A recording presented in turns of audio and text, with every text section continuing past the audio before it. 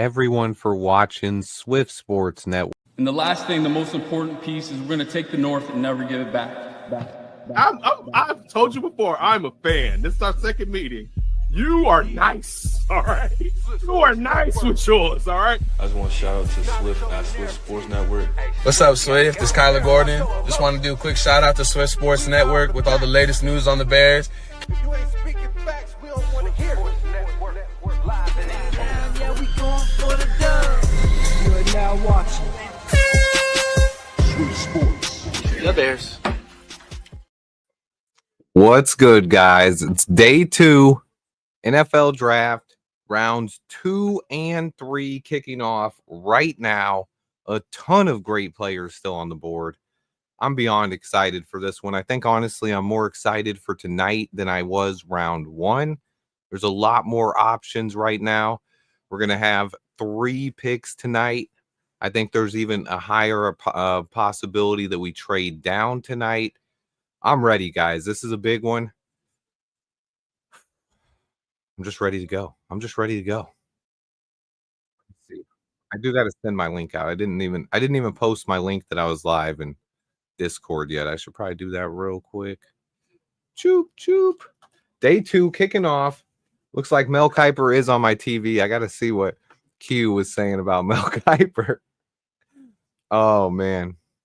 Have everyone You know what? That's a good idea. Fred. That's a good way to start the day out, right? We're about 23 hours later, right? Grade the Colston Loveland pick. Hold on, I'm putting the poll up for you guys. All right, so we'll do. They were surprisingly positive last night. I think there was only like 10% that were Fs. Let's see if I include D and F together, if that goes up. All right, poll's up. Day 2 is up. Let me know who you guys want to pick. I think that's another thing to talk about tonight is who's everybody interested in picking, because there are a lot of players on the board right now. The board, the way it fell, I'm looking pass rusher right now. That's what I want. A lot of people liking Loveland over Warren. I think he's a better receiver. I think it's clear he's a better receiver. The funny thing is, I was in such shock last night. Anyone who watched my my big NFL draft special from like 2 weeks ago, the one that was like 30 minutes long, where I covered all of our potential options at pick 10, I actually did talk about Colston Loveland, and I already had this scouting report, and I already had it loaded onto StreamYard, and completely forgot about it last night until after I ended the live. But just a quick recap. These were my thoughts before we even picked him. This was on only 3 games of film study. I've already watched 4 more in the last 24 hours, but I will be breaking down all of his tape in the next week or so. But I thought he was a dynamic receiving threat. He's a versatile weapon, a chess piece who can line up all over the formation. He's a mismatch versus linebackers. He's a former basketball player, a guy who was a standout, has really good body control, can post people up and make plays on the ball in the air. I said he was a dynamic athlete. He stretches the field and he needs work as a blocker, but he brings a ton of upside. I had him as a top 20 projection. I most likely had him going to the Colts at 14. We took him at pick 10. But that's how we started the draft off. Now we sit here on day 2 with a ton of players on the board. My best players at the very top, I think if you guys missed my video earlier, Nick Amanawore, the safety from South Carolina, absolute stud. That guy can play all over the field. I've heard people say he can't be a free safety. I think he can, but he is best near the line of scrimmage. A ton of pass rushers on the board, but 3 of them stand out to me. If we could land Nick Scorton, Mike Green, or Donovan Izaraku, that's going to be a huge difference for our pass rush. Luther Burden on the board, he's a stud. One of the reasons I have Luther Burden here is because if he falls to our pick, I think that greatly increases the chances that even if we don't want to pick him, we can trade down because somebody might trade up for Luther Burden. And then the 2 Ohio State running backs, these guys, they're going to go off the board quick tonight. These are my guys to watch right now. Now, if we want to expand on that list a little bit, these are my best players available on offense on the left side of the screen, my best players available on defense on the right side of the screen. And you see the defense is loaded with defensive ends. I have 7 of them in my top players available right now. 7 pass rushers. That's kind of nuts. There's also 7 offensive linemen on there as well. 3 running backs. You could probably throw another running back or 2 on this list as well. Brashard Smith out of SMU. He's a guy to watch for. The second round has, I thought they were 5-minute picks in the second round. It looks like it's went to 7 minutes now. The Browns are on the clock. We are officially up. Let me go ahead and get my draft board up in just a second as well. I have Ariante Ursery there twice. It's because he's a very big man. I mean, he didn't fit on there just once, so I had to put him twice. That was a mistake. I made that graphic at 3 a.m. last night. I am about to update it in a few minutes, though. When players start getting picked, I might update that, and I'll take them off there with a second one. Robert, that's a great question. I think that's on a lot of people's minds right now. When it comes to Mike Green, look, I don't know what's going on in regards to that, but the fact that he wasn't picked in the first round makes me think that teams are at least worried about it. So we'll find out probably in the next 30 minutes right now. If teams have cleared Mike Green and they think he's okay, he's going to go off the board in the first 10 picks here. If they're not worried, if they're still worried, and a lot of teams have taken him completely off the draft board, then it's about to get wild because I don't know where he'll go at that point. So that's the biggest thing I'm watching. Where is he going to go? But that's a great question. I think a lot of people are wondering that right now. Q said a lot of interesting names. Honestly, Xavier Watts should probably be higher on my list. You see Xavier Watts, the safety out of Notre Dame. I have him on the right side. I don't think anybody does, White Ghost. But I'm not trying to judge someone's character. I don't know if there's any truth to those.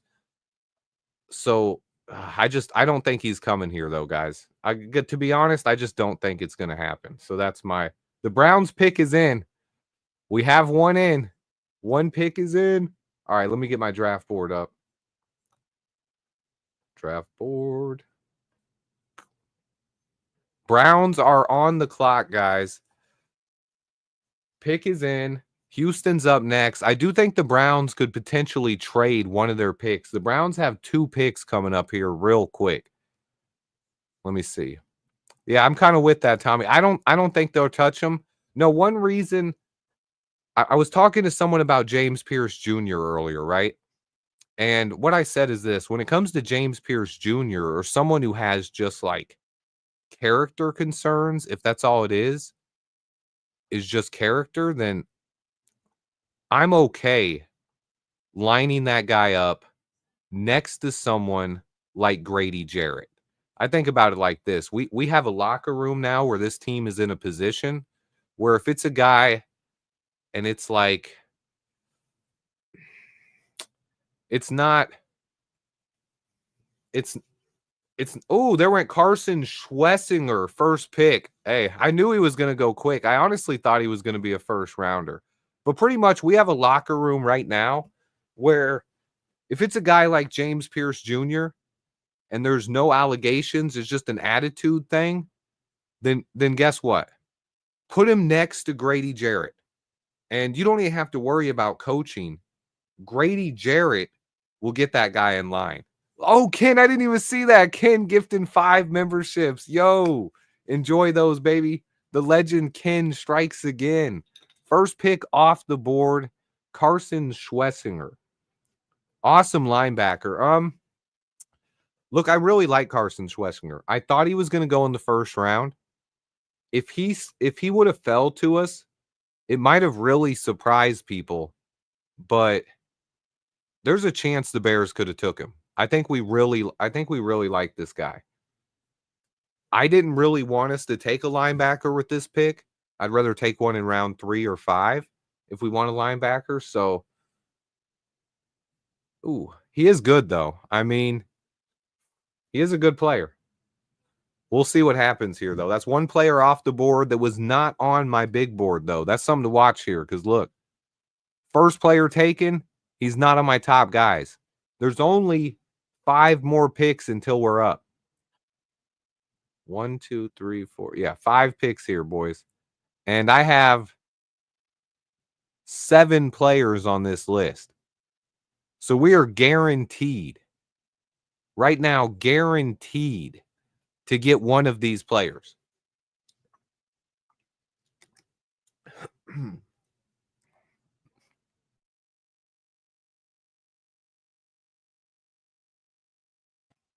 Whew. I swallowed my water wrong and almost choked there. Sorry, guys. I had to mute my mic and cough. I took a big drink of water and was like, whew. But right now we're in a position where 5 picks are going to be made now. And I have 7 players that all of these guys would be legit home run picks at this spot, in my opinion. Now, you could take Mike Green off there if you want. So that would be 6 people. So even if you take Mike Green off, we're still guaranteed to get one of these players.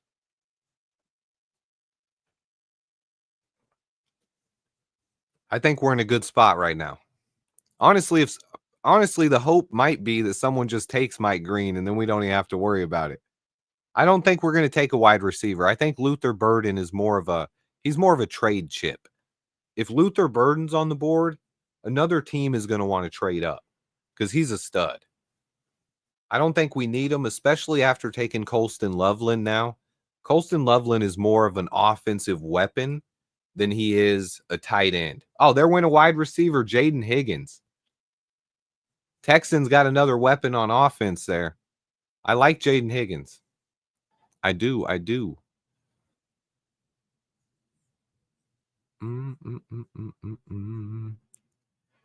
Let's see.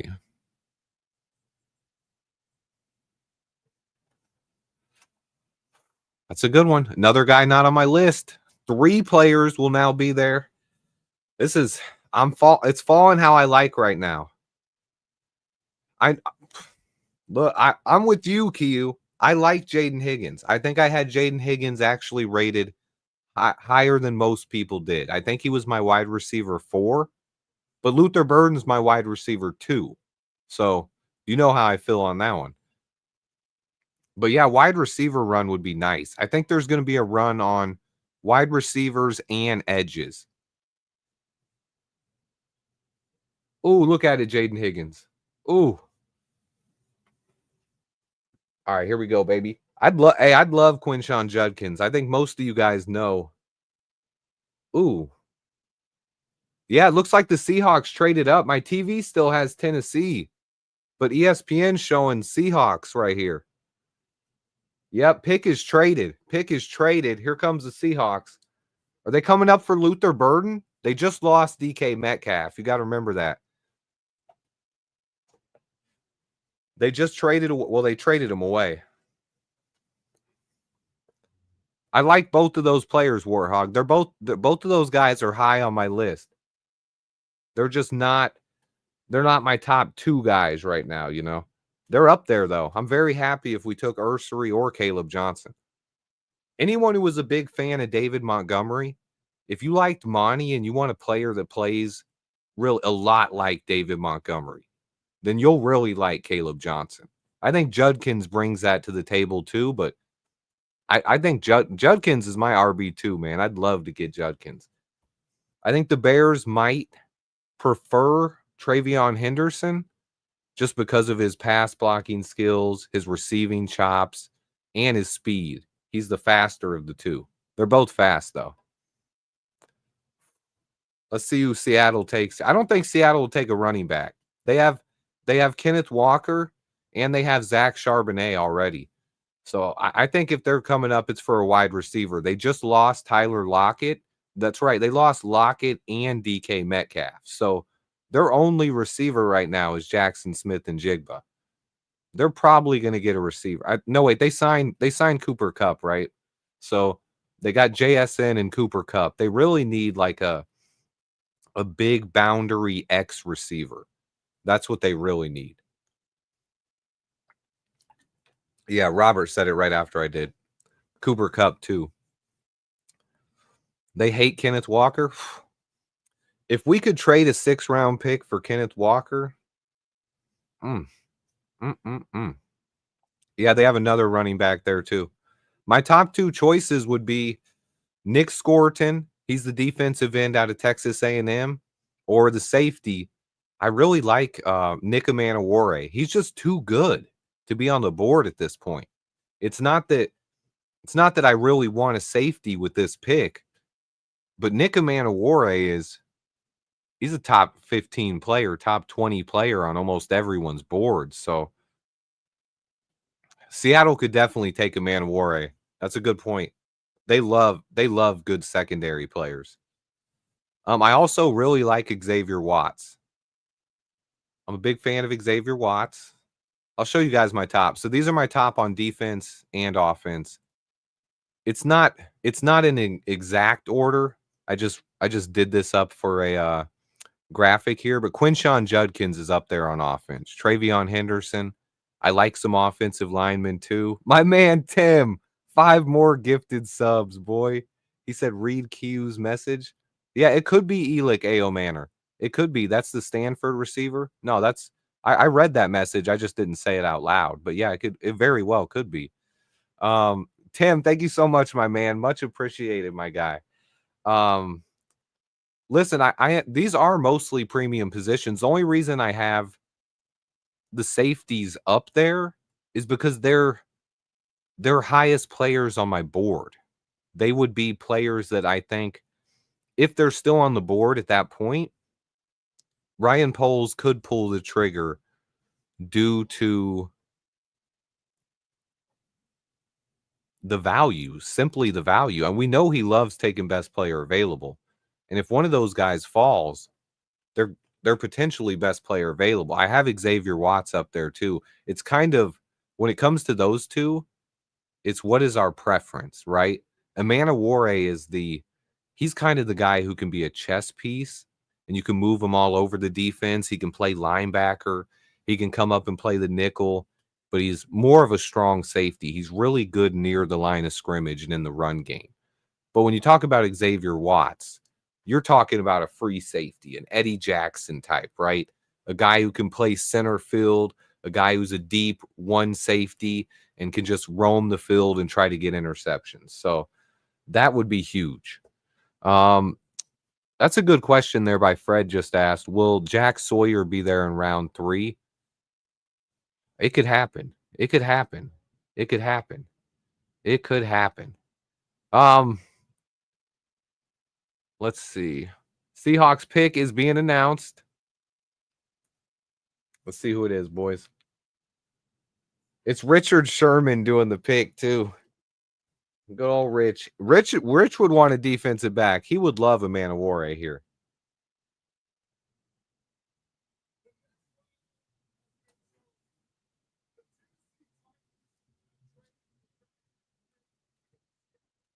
He's announcing it right here. The Shermanator, baby. Everyone's saying Judkins is gone. I think he'd rather take it. E-Man Warrior, what I tell you guys, he's the best player on the board. Hey, we don't have to worry about it now, though. But he was the best player on the board. That's why they traded up for him. But Judkins is still there. Everybody thought Judkins was gone. Ooh, boys. That's a good pick. I still think, now, here's what I will say, though. When it comes to the Bears, Manaware was ranked higher on my board, right? You got to stay off Twitter, Q. You got to stay off there, bro. Manaware is higher on my board, right? But when you think about the Bears safeties, Kevin Byard is 30+ years old in the last year of his contract. And then Jaquan Brisker. He's more of a strong safety. So if you look at Xavier Watts, he's a free safety. He's not going to interfere with Jaquan Brisker. And he's a guy who can play center field. So I'd move Xavier Watts up if you want a safety. But right now, I think my dream here is one thing, guys. Take the best pass rusher on the board. You got to take the best pass rusher on the board here. Whoever they believe that is. I wouldn't argue with it. If we take even if it's a guy like Braden Swinson, who I have down just a little bit lower than these top guys on the board. Look, if that's who Dennis Allen and this staff says, hey, they're the best defensive end on the board, you got to do it. You could also take a running back here and wait on a defensive end, but I don't think we need a safety either, but it's good value on the board. You guys know I haven't talked about safety all year. Let's not act like I'm a big old safety advocate here. I just thought they were two of the better players on the board. But I'm kind of glad that Seattle took them off the board so we don't have to worry about it. I do like Xavier Watts, though. I just wanted to throw it out there because in all the pre-draft process, you guys watched all my videos, I didn't talk about safety. So that's why I figured I might as well mention him a little bit. But I didn't really talk about safety a lot. Oh! I knew it! All these people had Quinshawn ranked as RB5. Man, Quinshawn is a stud. Quinshawn off the board, boys. That was my top-ranked offensive player. Look at my offensive board here. It was Quinshawn up top. He was my number one guy. Let me see if I can update my board. Quinshawn Juddy up top. I might as well get Ariante Ursary off here twice anyway. But Juddy was my top offensive player, guys. I like Juddy. I do think Henderson might be a better fit for the Bears. So we'll see. With Henderson still on the board, only 2 picks away right now, guys. 2 picks away from the Bears coming up. Lots of good players still on the board. Out of my top players, Nick Manowar is gone, so the top guy's there. All 3 of the pass rushers are still on the board. If we want one of the pass rushers, this is a chance. There's a lot of depth there, though, so we can wait if we want. The 2 running backs, those guys look good. Judkins is gone now, but Henderson, 2 more picks. The Raiders already got Ashton Genty. We know the Raiders aren't taking Travion Henderson. The Patriots, they could. I can't rule that one out there with the Patriots. So the Patriots are the one to watch right before us. But no way the Raiders take him here. The Raiders could definitely take a pass rusher, but the Raiders should probably take Luther Burden. I really love Nick Scorton, man. I think Scorton's a beautiful pick. He's been my dream pick all along. Anyone who watched my 32-man mock draft I do every year, I landed Scorton in round 2, and I loved it, man. He's a top 20 player for me. 2 picks away. If he's still there, that's who I want Ryan Poles to take, is Nick Scorton. Do I have his? Let me see if I got his draft card up. I don't think so. But I think I had him at number 19 overall on my big board. Is it moving? It's getting going, though, guys. 2 picks away. Let me show you guys Scorton. The thing about Nick Scorton, for anyone who's not familiar with him, the biggest key to his game, the biggest thing you'll want to know about him. So here's his biggest backstory the last couple of years, right? Oh, the Raiders did trade the pick. Dolphins up. Dolphins probably, I don't know. They could go a number of directions here. Ooh.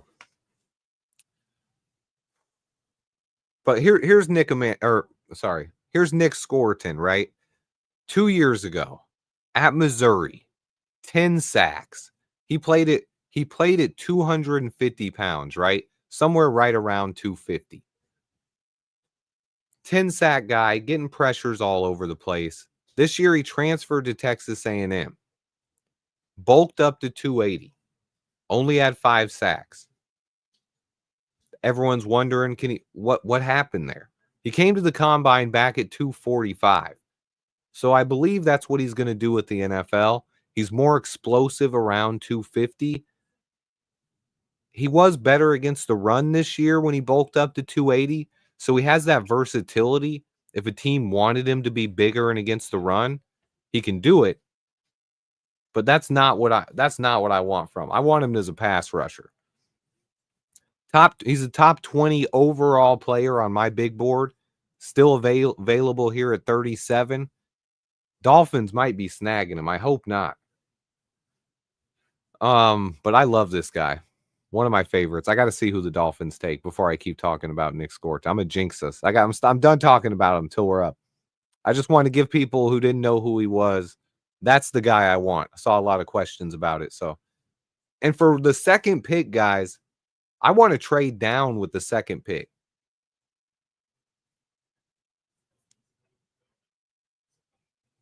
That's a good pick. Jonas Savaianaya. The big offensive guard. He played right tackle at Arizona, but I project him to be a guard in the NFL. He was on my big board. He was a little bit down. Let me show you guys where he was.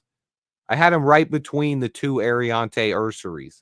But I had him right there. Jonas Savaianaya. He was my second rated offensive lineman on the board right now. Actually, he's probably a little bit safer of a pick than Ursery, but I think he's a guard. He's not a tackle. Where Ursery's a guy who could maybe play left tackle. So I do like him. But anyone that's not Nick Scorton or Travion Henderson, I'm happy they get picked right now because those are guys I want. Oh, I do got to throw another name out there, though, guys, because I think he's a perfect fit. And he went... Here's a guy. We got to talk about him. With one pick to go, Boston College, Ryan Poles' alma mater, 16.5 sacks last year, second most in the nation. He is a little undersized, 6'3", 245. His name is Donovan Izaraku. He's a guy who you don't need him to be a starter right away, right? But he is a guy who could be an impact player from day one. Because here's what we have right now. Dayo Odengbo is our defensive end. Guess what Dennis Allen said he loves with Odengbo? He said on third down, he wants Odengbo to move inside. So what does that do on third down? That opens up a wide open hole. Look at Quinshon Judkins, man. I love him. On third down, we need someone to rush the passer. Donovan Izaraku is the guy who fits that role specifically better than anyone else in the draft right now. So if we're looking for if we're looking for just a guy who can come in and get after the quarterback, Izaraku is that guy. If we want a guy who I think is a better overall prospect who can play the run and get after the quarterback, but he's not specifically just a pass rusher, then that would be Nick Scorton. I love Nick Scorton. So Nick Scorton's also only 20 years old, guys. One of the younger prospects in this draft. And then, I know, I got to stop saying last names. All right. I'll say one more name, though. Travion Henderson. That's the running back now. Best pass blocking running back in the class. He also runs a 4.3 40. He can catch. He's the closest running back in this draft to a Jahmyr Gibbs. So if you're looking for a Jahmyr Gibbs type, this is your guy. So those are my guys right now. Let's see what happens. I will say this, guys. Look, if you're in the chat, don't read chat. When the Bears get on the clock, for your own safety, stop reading chat. Someone's probably going to spoil the pick, and I'm not going to be looking. I'm not looking at chat until I'm going to full screen it when the Bears are on the board and wait till the pick is announced. Yeah. So be ready for it, but avoid spoilers at your own risk. I always ask everyone to not spoil it, but someone's out there always does it. I think this is going to be a good pick, guys. I think fans are going to be a lot happier with this pick. I don't even know. I'm not acting like I know who it is, but I think no matter who this pick is, with all the plethora of options here, there's a lot of players I really like on the board here. And yeah, let me close my chat. We're not on the board yet. As soon as the Patriots make their pick, then I'll go full screen. But I'm still reading your guys' chat as of right now. I did really like Quinshon Judkins. I think everybody knows I was a Quinshon Judkins fan. They have wide receiver as a need for us. I don't see it. We have Romo Dunze. We have DJ Moore. And then we just signed Olamide Zaccheaus. We also signed Devin DuVernay. We have Tyler Scott. And they signed Miles Boykins. That's 6 receivers. But then the guy we just drafted in the first round is probably going to play 50% of his snaps as a slot receiver. So you have a lot of snaps that aren't going to be available for a third receiver if we drafted one right now. Unless, knock on wood, someone went down. All right, Patriots pick coming up.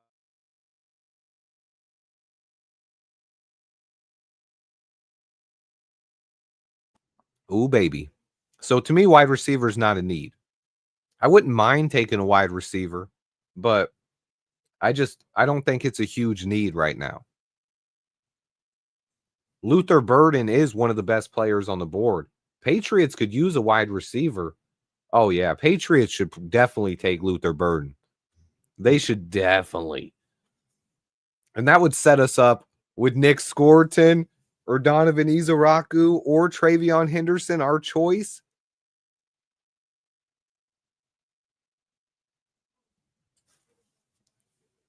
Let's hear what this pick is.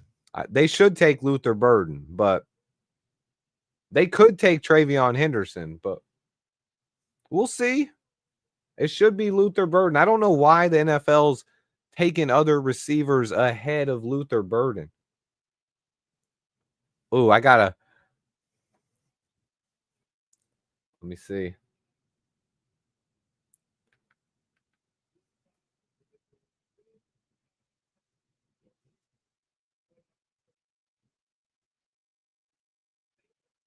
Oh, no. Chad hates it. I haven't seen it yet.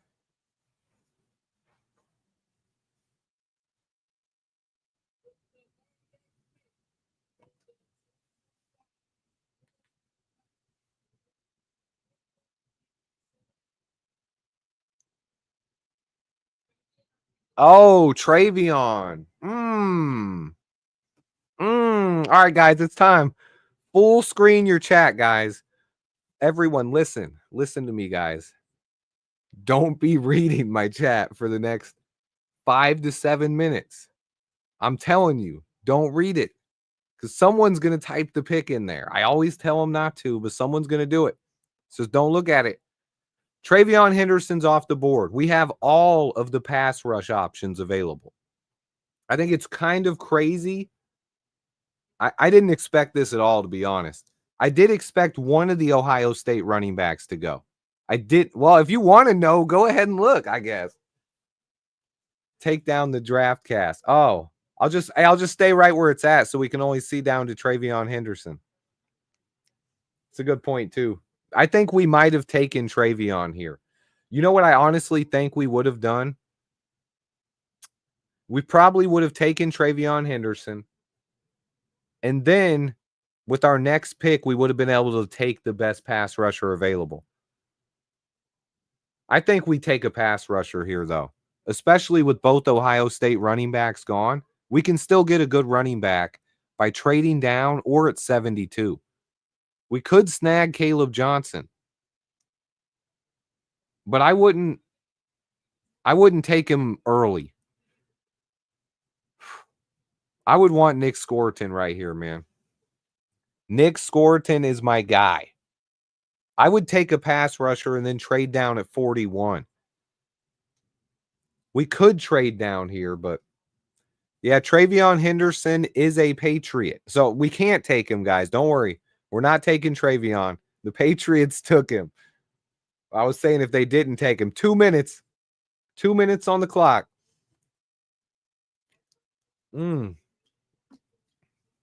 Next bear coming soon. Oh, man. Oh, yeah, I'm not looking at the chat. Sorry, chat. Myself, I'm not looking because I already know how you guys be. And we're about to, I'll go ahead and type up pick 39 after we make it. So it'll update my scroll on the bottom after we make the pick. As soon as the pick's in, it'll update the scroll on the bottom. Travion Henderson. Man, you see, we didn't run this pick in fast, though. That's one thing I noticed here. I think Travion might have been our guy. This pick we didn't turn in immediately like the other ones. We're letting this clock tick down. Are we working on a trade? I don't know. If someone wants to come up for Luther Burden, give us a call. I don't know, man. Minute on the clock. We're down to 115. 110. Oh, man. Chat, I'm not looking at you guys. I love you. You're all chatting still. I'm not reading it. It's not happening. Let's set back here, and I'm going to zen for the pick is in. Okay. Nick Scorton, maybe? There is a tackle on the board. We didn't talk about Ariante Ursary, but Nick Scorton's my guy. Nick Scorton, Donovan Izaraku. Let it roll. They're going to take forever. They're probably going to go to a commercial break now, huh? Dun, dun, dun. My phone vibrated. Someone might know the pick. Someone just texted me. I'm definitely not reading chat. Twitter definitely knows, so I'm definitely not going on there. All right. I'm ready for it. I'm ready. Bears pick is in, baby.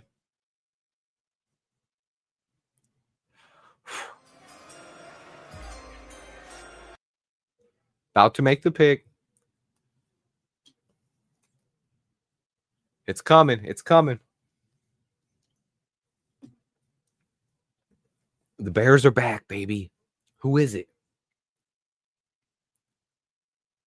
Bro, he's slow walking out here. He's slow walking. He's making me wait on this one. He's making me wait hard. They're in Green Bay, too. He's getting booed. He gave him the C. Is that a new thing? It wasn't the claw. It was the C. He threw up a C. They're doing it. Oh, no. I see claws and C's. The fans are confused. Here it comes, boys.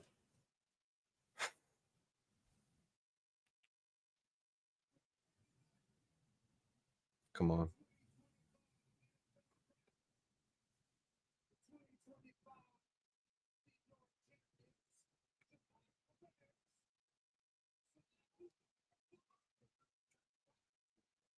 We took Luther Burden? Oh! That's a top 15 player, boys. I like him better than the wide receiver the Packers got at 23. Instant reaction. You want a hot take? I like the player we just took at 39 better than the player the Packers got at 23. This offense is about to be legit. Watch Luther Burden's highlights. This guy is insane. Holy cow. Nah, I don't. Duke, this team's scoring 40 points a game. Caleb Williams is going to a Pro Bowl, baby. Oh, my goodness. Luther. Bro, I love Luther. This is crazy. I honestly, you guys saw my big board, right? I didn't even want a wide receiver. I talked about it, but I still included Luther Burden on my list because he's so dang talented. You got to watch this guy's highlights. He's a legit highlight reel machine. I will say this again. This is 2 straight picks where I have been completely surprised by what Ryan Poles did. But Ben Johnson is building an absolute juggernaut on offense. Holy cow. Like, they just said it. They said it on TV. We have an embarrassment of riches on offense. Think about this. Are we trading somebody? DJ Moore, Romo Dunze, Luther Burden, Olamide Zaccheaus. Then our first round pick, Colston Loveland. Then the tight end we just extended, Cole Kmet. We don't have enough balls to go around for all these weapons. What is going on here? I thought we were taking a pass rusher, guys. Donovan Jackson's gone, Nathan. I hate to break it to you, Nathaniel. Bears-Panthers trade is now complete. That was the Panthers pick, wasn't it? Oh, man. Oh, man. Yeah, there's no way Caleb doesn't. I got to knock on wood. Never, I'm not going to say it out loud. Whoo! We got another pick, guys. We can't even let this one digest because guess what? We can still get either Donovan Izaraku or Nick Scorton in one pick right here. We're back on the clock. I don't know. We're going to run. I think it might be bad news for Cole Kmet, honestly. If I had to say what this pick paired with the Loveland pick means to me, I don't know what it means for Cole Kmet. I don't know. I would love to. I either want to take a pass rusher here or trade down. I think that's what it comes down to. Man, oh man, oh man. This is wild, guys. Hold on, let me check some. Oh, man. Luther Burden, baby. I love Luther. I can't even. He was my wide receiver 2 in this draft.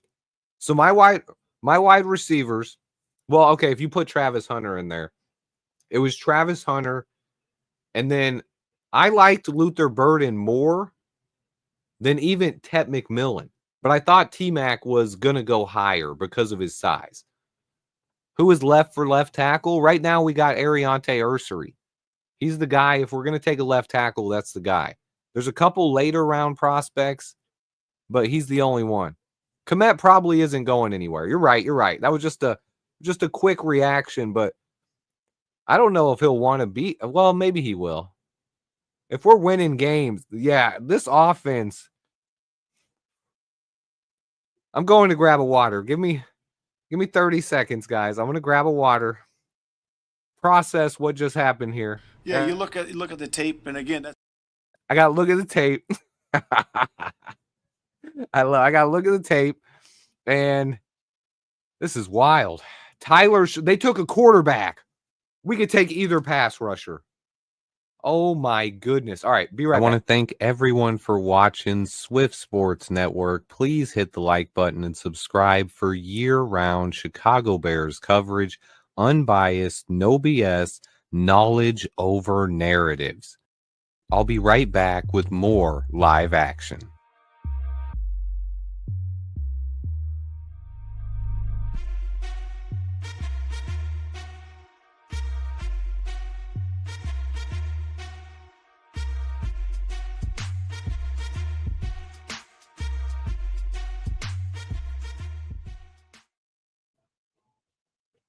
Luther Burden, man. Oh my goodness. That's back-to-back picks, man. Back-to-back. I love him, man. I love Luther Burden. He has been compared to Deebo Samuels. My favorite thing about him, though, so he's built, he's good after the catch, and he's a guy who legit can just go up and snag the ball out of the air. Take it out of anywhere, man. He is a monster. Our red zone offense is so scary. When you think about the targets we now have in the red zone, you have 6'6" Colston Loveland. You have Rome Odunze. And now we add Luther Burden in there with DJ Moore as well. Luther Burden is that 6 foot tall, 200 pounds, runs a 4.4 40, blazing fast, 77-inch wingspan. He's only 21 years old. Another young guy. Oh, the Bills are trading up. Let's go. I was just about to full screen the chat. What did I tell you guys? So what I wanted was a pass rusher and a trade down. I'm perfectly fine with a wide receiver and a trade down. Because guess what? We just took a wide receiver, right? Now we're going to trade down to get an extra pick to take advantage of the depth in this class at running back and defensive end. 2 positions we haven't touched yet. It is another DJ Moore. He is a lot like, I think he might have more hops than DJ Moore. Like, he gets ups, man. I don't think we trade DJ Moore, no. But maybe this is preparing for life after DJ Moore. Maybe that's one way to look at it. This is wild, man. Bills trading up. I've called the trade down twice today. I said my ideal situation today was take someone at 39, trade down at 41, or grab one of the running backs. I would have been cool with a running back too. People were talking. DJ is so good to me, guys. I think DJ is really good. I think this means I haven't seen the details of the trade yet. Let me try to look that up, honestly. Let's see if someone has it. Wait. Oh! All right, how do I? Bears are getting pick 56, pick 62, and 109. We're giving up 41 and 72. I'm going to do the trade calculator on this. I'm going to trade calculator it. Give me a second. I got to pull up my trade value chart now. We're going to pull it up. We'll see what they say. We'll see how they say how we did on it. Where's the Rich Hill? We want the Rich Hill one.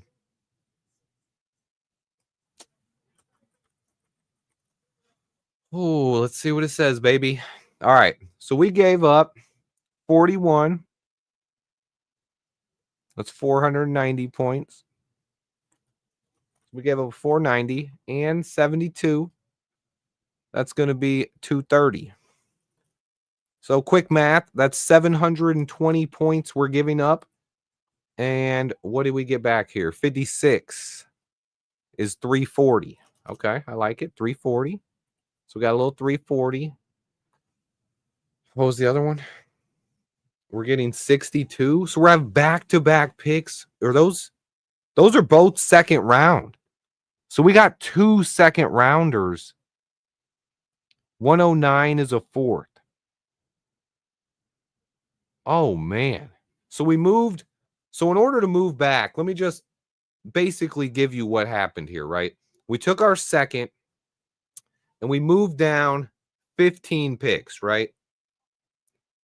And then we turned our third into a second by moving up 12 picks. And then we add a 4th round pick. So now we have 2 more picks today still, but we added a 4th rounder for tomorrow early in round 4. Just like we picked early today at the start of the draft, we'll also have an early pick tomorrow. Instead of starting the draft off and not picking for an entire round, we're going to be picking really early there. Let me finish out the value here. So 62 is worth, 62 is worth 284. And then we got 109, which is worth 76. So that puts us at 700. The value says it's pretty even. The value chart says they won by about 10 points. Says they got about 720. We got about 710. Little under 710. Not bad. Not bad. Not bad. I like it. I like it. I think it worked out pretty perfectly here. We're still here. We're still here. I mean, we did trade. I like this, guys. This gives us some time to set back, reevaluate the board, and fill more needs now while adding another difference maker, man. I love this trade. This is what I wanted. I wanted a 4th round pick. I didn't even the coolest thing here though is we have 2 picks coming up really soon here. So honestly, moving that 72 pick up, we're going to have a chance to get a pass rusher and a running back here. I love this trade. I would say I'm a big fan of this trade. Yeah, let me see if I can full screen the Twitter real quick. Hold on. This is a trade right here. Bills trade pick 56, 62, and 109 to the Bears for pick 41, 72, and 240. We gave up a 7th rounder in there too. I like this, guys. We have 2 picks now coming up in about, how many spots are we off now? They took TJ Sanders, by the way. Not a guy I was a huge fan of. I mean, I like TJ Sanders. Not saying I wasn't a huge fan of him, but I didn't have him. I had him ranked about 15 spots lower. So I wouldn't have traded up for him. So let's see. 1, 2, 3, 4, 5, 6, 7. We're up in 14 picks now. And there's still a ton of talent on the board. We'll quickly check the big board. What's up, guys? I wanted to not the big board. I clicked the wrong button. This is the big board. I'm about to update this as well. I love this trade down. There's still a ton of talent at defensive end. Even if we miss out on Nick Scorton, Donovan Izaraku, Mike Green, who are all still on the board, you still have Braden Swinson. You still have Jack Sawyer. You still have Landon Jackson. And there's other guys as well. Ashton Gillott. A lot of talent there. I honestly did not expect the Luther Burden, but as you can see, he was my highest rated offensive player on the board.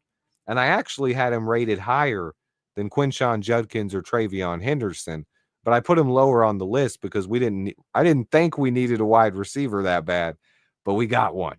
I didn't even type that pick in. Wide receiver, Luther Burden. Oh, man. From Missouri. I honestly like the trade down because we didn't even have time to process that pick. I think this fan base needs a little bit more time to process our new wide receiver, what kind of juggernaut of an offense Ben Johnson is actually building here. It's going wild.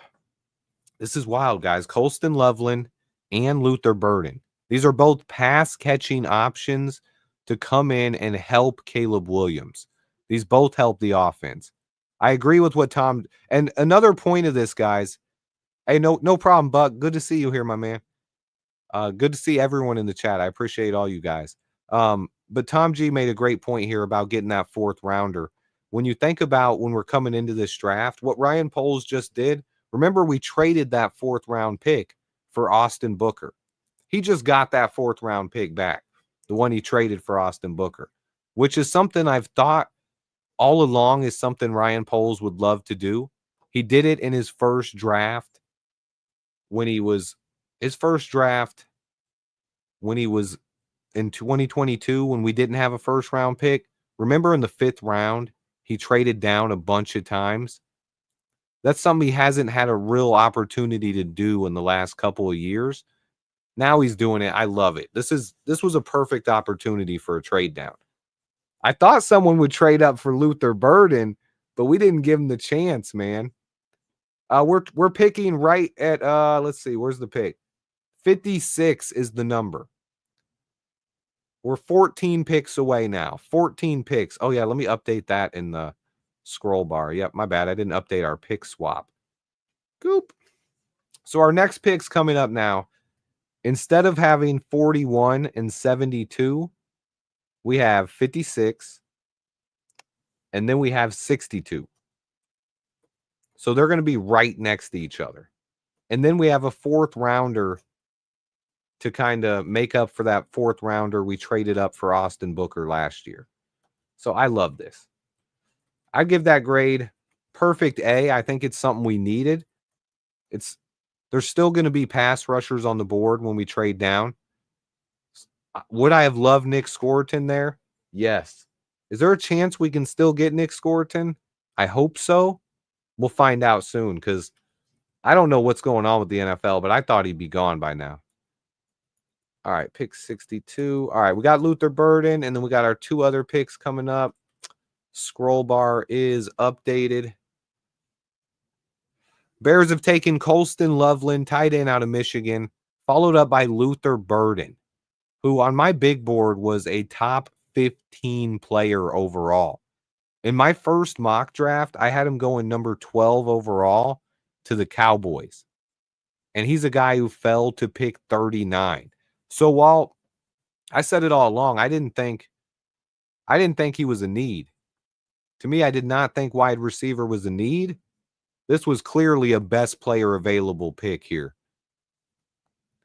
And it's another Ben Johnson pick. Ben Johnson he's bringing offense to Chicago. This has been the city of we've been a city that's known for defense and running the ball my whole life. I think we're about to be known as a team that likes to score and pass the ball.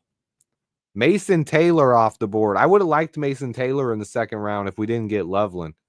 I was a fan of Mason Taylor. Man, 6'5", 250, my guy. Man, Tommy, my guy, I appreciate you, my man.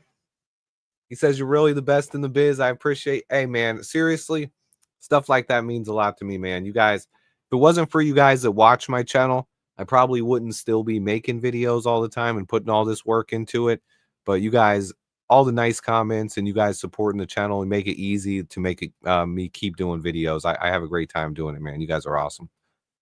Let's see. 5,000 yards for Caleb. Ooh. Look, this offense is it's a new era. I've been talking about a new era of Bears football all along. I didn't know it was going to be balls to the wall offensive era, but I knew our offense was going to be better. I got to say again, my predictions were way off though. As much as I love Luther Burden and had him up there on my top players available, I even said it in my video today. I don't think we're taking him. He's one of the best players on the board, but I kind of thought that with Ben Johnson, what we might do is be like, look, we got this awesome play caller as a head coach now. So instead of drafting offense, I thought maybe they were going to draft defense, and then Ben Johnson was going to be the big difference maker on the defense. But another point here is what we're doing. We're taking advantage of the depth in this draft. At least that's what I believe Ryan Pohl's plan is. They're down there on the board. We got, I guess I could show it again. Hold up. Dog Luther mentality. Bro, after not getting drafted in the first round last night, Luther Burden went to Missouri College and worked out and ran routes and was putting in work. Last night, the draft didn't end till like midnight, I think. And then he went out there and was working. That's our newest Bear. That's the kind of mentality he brings to the team. So before you guys call him a bust or go with call it an F pick, I think you got to give that guy some love, man. Ooh, man. Luther Burden was one of, if we go back to before we had wide receivers a couple years ago, he was one of my favorite guys as a potential If we wouldn't have drafted Rome last year, I probably would have been talking about Luther Burden all off season. I didn't think we were going to get another receiver. I'm kind of happy about it. I'm kind of excited, man. This offense, we're going to be scoring points, guys. We're going to be scoring a lot of points. Whoever wanted the trade details, I'm going to put them up again here. So the Bears, we get picks 56 and basically 56, 62, and 109. So we got 2 second-rounders and a 4th. And we traded our 2nd and a 3rd. Pretty killer. I love it. Back to the board. Alfred Collins just went. When it comes to who's really been around, I love you guys.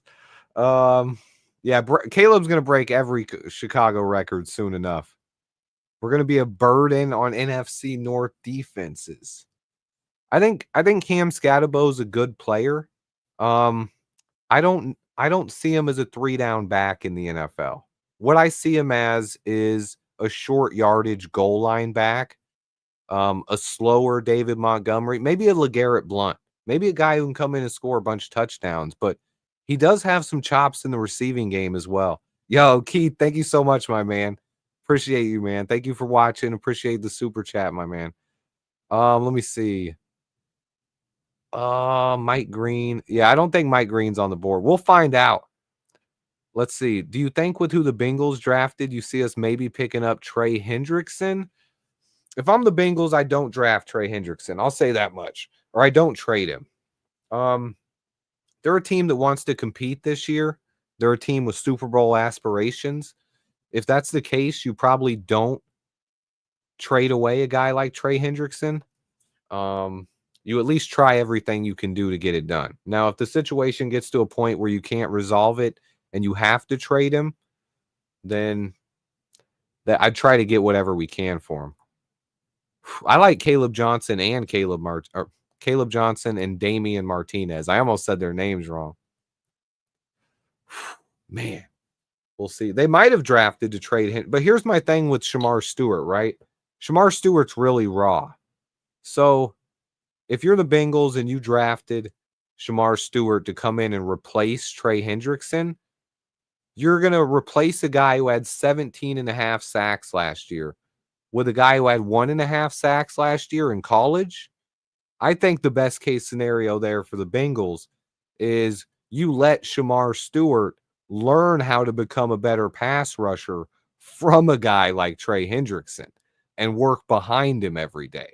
I think that would be the best plan there. So I know a lot of people are jumping thinking that Hendrickson's going to get picked. But when I think about it, logically, I would not do it. That's what I think. Man, my man Mick, you guys are killing me now. Quit. I already had an emotional story today. You guys got to calm down. Thanks for all the great content this season. Definitely got my money worth. Bear down, my boy. Hey, Mick, bear down, brother. I appreciate all you guys, man. It's been a great year. It's been a crazy draft, to be honest. I got to say, this draft so far, I haven't predicted a single pick yet. So, but I love Luther Burden, man. I got to say, I love Luther Burden. I was talking about it yesterday that, you know what, we'll see who we pick depending on if I get a rookie jersey this year. Luther Burden jersey, man. Ooh, would look good. I'm a Luther Burden fan. Bears are going to draft that blue. You know who I think we might draft? I'm going to try to finally call a pick in this draft, okay? At running back, I could see Caleb Johnson. I do really like Caleb Johnson. But the guy to watch out for right now and would make this offense even more explosive, Brashard Smith out of SMU. He can be a running back. He can be a kick returner. Watch out for that guy. Watch out for those guys. Who the Cowboys taking? Let me see this one. Oh, there went Donovan Izaraku. Oh, man. Cowboys they took Tyler Booker in the first, right? There's my guy, Donovan. I like Donovan Izaraku, man. He would have been a good Bear. He would have been a good Bear. He really would have. Yo, let me special shout out these guys again. I got too many of these. Tommy, Keith, Frank, Mick. Appreciate you guys, man. Special shout outs for real. If he came out last year, he would have been a day 2 pick. Who? Izaraku? Oh man, let's see. The Bears mock. Nobody gets it right. Yeah. Hey, nobody. Hey, that's one thing you can say with the draft right now. Look, nobody is getting these mock drafts right. Oh my, Tim, you guys are killing me. I gotta walk away.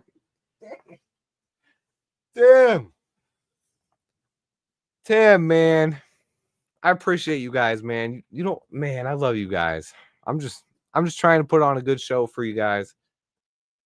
It's a good draft. It's a crazy draft. We're talking about Ollie Smith. You mean Ollie Gordon? Who's Ollie Smith? Yo, Tim, man, major shout out, man. Much love, man. It's crazy. So I'll tell you guys a story. So I was actually I made a radio show appearance today. A guy at DePaul Radio. I'm not going to tell the whole story. I'm not going to give away his details. It's his story. But he reached out to me and basically he's watched me since he was in high school. And he was going through a hard time, found the channel, and now he's in broadcasting, has a channel or doing a radio show over there on the DePaul radio station. I'm actually going to have him on as a guest after we're past the draft and stuff and all that. But he's now, because he said it was motivated from watching my videos and stuff, he got into broadcasting. He's now doing a radio show. Like, the whole thing's crazy, man. And like, there was more to it, like, but I'm not sharing, like, I don't want to share his details of his story and stuff, but he's an awesome guy. It was awesome to meet him, and I'll have him on the channel in a few weeks. Like, he's a really cool guy for sure. Oh, but it was fun. So I went on there and was talking about the picks, and I think that's my first time ever making he's a 21-year-old kid. I gotta remember his name. Hold up. His channel is called Bear Down Breakdown. His name, I had it earlier. I literally had his name on my head. Oh, Ronan. His name's Ronan. Cool dude, for real, Ronan. I'll give him as soon when he sends me the link for the show and stuff. I'll send it to you guys. It's really cool dude. But you guys are all awesome, man. Freddie Streams coming in with a super chat. Ben Johnson is in control of this draft, 100%. I think that's for sure. I'll show the details of the trade one more time. Oh, maybe you know what? Maybe I should put him in the. Actually, I'm gonna put him in the ticker because people keep asking. We'll do the trade details in the ticker so you guys can see the trade. Bears get pick 56, 62, and 109. Bills got 41 and 72. I love it. So we got 2 seconds and a fourth. The Bills got our second and our third. So we basically moved up from the third to the second and added a fourth. Pretty nice. I love it. All right. So ticker is now updated. So you guys can now get that at the bottom of the screen now as well. That'll be going on the bottom. Let's see. I hit my shift screen. Details are up now. We don't need no stinking defense. Bro, we need some defense. I think it's definitely going to be a defensive pick here. I think the thing that's surprising people here is that. Ooh, hey, DJ, my man. DJ Profit, my man. Our biggest needs, let me see. Running back and defensive end. I think that's pretty clear. We need a running back. We need a defensive end. We could also use some more depth on the O-line and the D-line in total. They might like Landon Jackson. He actually fits a lot of the stuff, a lot of the profile of a Dennis Allen defensive end. He really likes it, man. Our biggest need in offensive line depth. But I think you could get more impact instead of getting a depth guy on offensive line. You could get an impact player at running back or defensive end that's not going to be just for depth. That's why I say those over other people. Someone said it freeze up. Did my stream freeze up for anybody? I don't think so. I didn't see any. I don't think I saw any loss of. Let me see. I don't think I've seen it yet. JT Tui. I missed that one. But that's another pass rusher here. So we've lost a lot of defensive linemen going here. Both TJ Sanders and Alfred Collins, two big defensive tackles. Then Donovan Izaraku and JT Tui. I thought JT Tui. I think I told someone I thought Jack Sawyer was going to go ahead of JT Tui, but I thought he would. But Sawyer's fallen a little bit here. Sawyer in the third wouldn't be bad either. We don't even have a third round pick anymore. We got to adjust, guys. We got to adjust things. It's a new world. We've traded away picks. We got new picks. Wait, someone's saying no.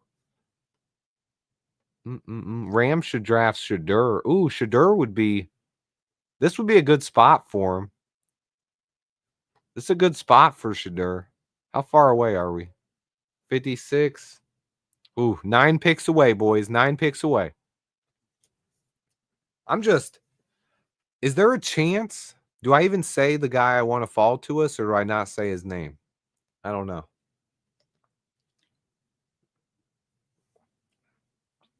Something fishy's going on. Man, Noah, I got to tell you, man. Noah, look, if you weren't here, let me just tell you about Luther Burden, man. I'm just going to say he's a beast, okay? He's a beast. And one thing's for sure, Ben Johnson is putting his stamp on this offense. This team is going to score a lot of points. I don't know if this is going to be the same defensive city. Look, for the people who don't want me to say it, I won't say it, but it might be on the board right now. That's all I'm going to say. Okay.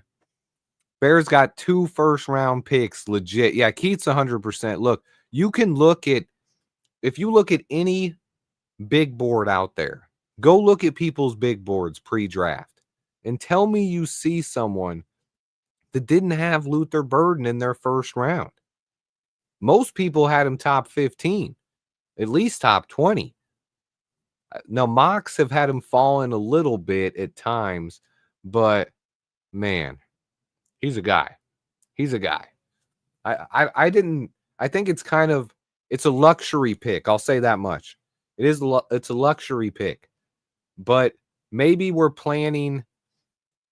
I think we're also, you got to also see it like this. We might be planning for life after DJ Moore here as well, right? Whereas they can play together, but wide receivers, when they get to a certain age, the drop off is fast because wide receiver is a position of speed. I'm not saying we're trading DJ. I love DJ Moore. Don't get it twisted here. I love DJ, but in a couple of years, 4 years from now, his contract's up. And if we already got a guy, same build as DJ, right? He's 6 foot, 200 plus pounds. He runs like Deebo Samuel. He can go up and snatch the ball out of the air. He has crazy hands. He's athletic. I think he's a stud, man. Top 15 player. Not who I saw us picking. Can anyone help? I don't know, man. I think you clicked something below the chat. Thank you for all your hard work. My man, Calvin. It's an honor, man. I love chatting it up with you guys, man. Terrence Ferguson just went. Thank you, my man. Thank you, my man. Bears are in a position, like Ken said, we're in a position to take the best player available, and that's what Luther Burden was. Remember, because you guys it's like some people just forget all the videos I made. I know most of you guys don't watch most of them, but listen, I talked all along about the flexibility that Ryan Poles created and that I wanted the best player available. And when you look at Luther Burden, I thought we would take the best player available at defensive end, but he is the best player on the board. Like, he's a monster. When people see his highlights, I'll say this. Look, you guys can even I appreciate you, Craig. A lot of you guys do, but not everybody. If you guys hate this pick, I'll say this. You can even leave my stream right now. Go watch some Luther Burden highlights, because I'm not talking watching tape. If you want to see highlights, Luther Burden's highlights are probably among, I would put them up there with anyone in this entire draft, including Travis Hunter. This guy's a highlight reel machine. He makes crazy catches, big time contested catches. He goes up and mosses people. This is a guy who he's just a highlight reel machine. So if you're not sold on the pick and you want to like him a little bit more, go watch a highlight reel of him and then come back and tell me if you like him a little bit more. Because I'm telling you, this guy is it surprised me though. I think everyone knows that. Like I'm nothing if I'm not honest. And this pick really surprised me, man. It surprised me a lot, but I love it. He doesn't have to play slot. No, I see him more as a guy who can play anywhere. We're gonna move him around a lot. He can play where DJ Moore plays, but he can also play as X. He can also play as the Z. He could play in the slot. You know what? We could even hand the ball off to Luther Burden. No lie. You can hand it off to, oh my God. I guess I figured it out. Swift, you're one of the most consistent channels out there. I don't subscribe to many channels, but your consistency got me hooked. Been watching. Bro. How do I say that name? Hold on. I can't mess this one up. Churdy Red? Bro, I appreciate you guys so much, man. I'm just trying to watch a draft and kill it with you guys. You guys are making this one of the most memorable drafts I've ever had, though. But for real, it's been a great time. So far, the picks have been incredibly surprising to me. And this is, oh, man, Luther Burden. Wait, oh, they took Will Johnson. Oh, Will Johnson finally off the board. I was wondering where his fall was going to go. Cardinals got Walter Nolan and Will Johnson. Man. But yeah, that's the guy. Luther Burden. If I told you, okay, so if I was just talking the best 3 players overall at any position that were on the board today, here are the 3 players I would have had, guys, okay? You guys know Nick Scorton is one of them. But I would actually had him ranked 3rd on my big board. 2 other players were ahead of him. Those 2 guys were Will Johnson, the cornerback from Michigan, which I didn't think we were taking a cornerback either. And then Luther Burden. It's crazy, man. Sims had him late 1st round. I think everyone had him at least 1st round. To me, he was my wide receiver too, so he's a stud. Caleb's gonna be killing it, man. Hey, Hairbrayer, appreciate you, my man. Good to see you, guy. Oh man, people are I think fans are liking this pick more than the Loveland pick. Let me see. I still have to grade the Loveland pick up. We should grade the Burden pick, shouldn't we? 55% with an A on Colston Loveland. 24 hours later. That's not bad, guys. 24 hours later, and people are loving the Colston Loveland pick. Okay. She Plank gifting 5 memberships. I'm putting up another poll. Hold up. I'm putting up another poll for you guys. We're going to grade the Luther Burden pick because we need to get a grade on this one. All right, we're going to do the A. We'll do the B. 24 hours of brainwashing. I think people brainwashing. I can't respond to that critically. Yo, She Plank, thank you so much. That's Plank's wife right there. That's the Mrs. to Mr. Plank, an MVP in the channel. Love the draft choices. So, Tony, thank you so much. Love the draft choices so far. Appreciate the hard work you put in. He's loving the draft choices and the hard work. Bird, someone's saying Luther's our slot. I don't know, man. Oh, man. Watcher monkeys firing shots at CHGO. Look, no shots here, but I appreciate you for the comment, my man. I love it, man. Much love. Tyler Warren hype was the real brainwashing. Ooh. Yeah, I mean, Q is right. There's actually a lot of fans and people on my channel as well that, because I even talked to Q. Q was watching tape on Colston Loveland last night. Other people were watching tape on Colston Loveland last night. It's something that I've done back to since I was a kid and was able to find, YouTube videos of prospects and then actually get a hold of tape. And then it's kind of changed. I've done it every year since I was able to do that. But when you can watch tape on prospects, I'll tell you guys, anyone who doesn't know, look, now Plank's son's in here. You guys are killing me, man. The best family out there. The Plank fam. Listen, my maddest time as a Bears fan and the time I was not positive at all, because I know a lot of people think I'm just positive all the time. But when Ryan Pace was here and we had a draft where we had multiple day 2 picks and we traded up and took Mitch Trubisky, that's the maddest I've ever been in a draft in my life. I've never been that mad. And my reactions are kind of raw. Like, I remember I threw my phone. I was mad. I ended up, and then I spent like 24 hours watching tape and highlights of Mitch Trubisky and trying to like him. But I'm telling you what, guys, I never liked that pick, man. I never liked that pick, man. Ooh. Let me see. Travion Henderson he went one spot before us, guys. I really think we would have I really think we would have took him. And you know what? I was confident when we traded up too. I thought I knew who we were taking. And that pick might not have worked out either, especially with how it turned out. But I think anybody could take Scoreton, man. That's a good question, but anybody could. But I really thought it was going to be Deshaun Watson. I really thought it was going to be Deshaun. But it wasn't. How many picks away now, guys? 3. We're almost there. We do have a Packers pick coming up before us. I don't like the Packers picking before us with players I really like on the board. I don't like this. Just going to put it out there. We're in Green Bay. We know how they are.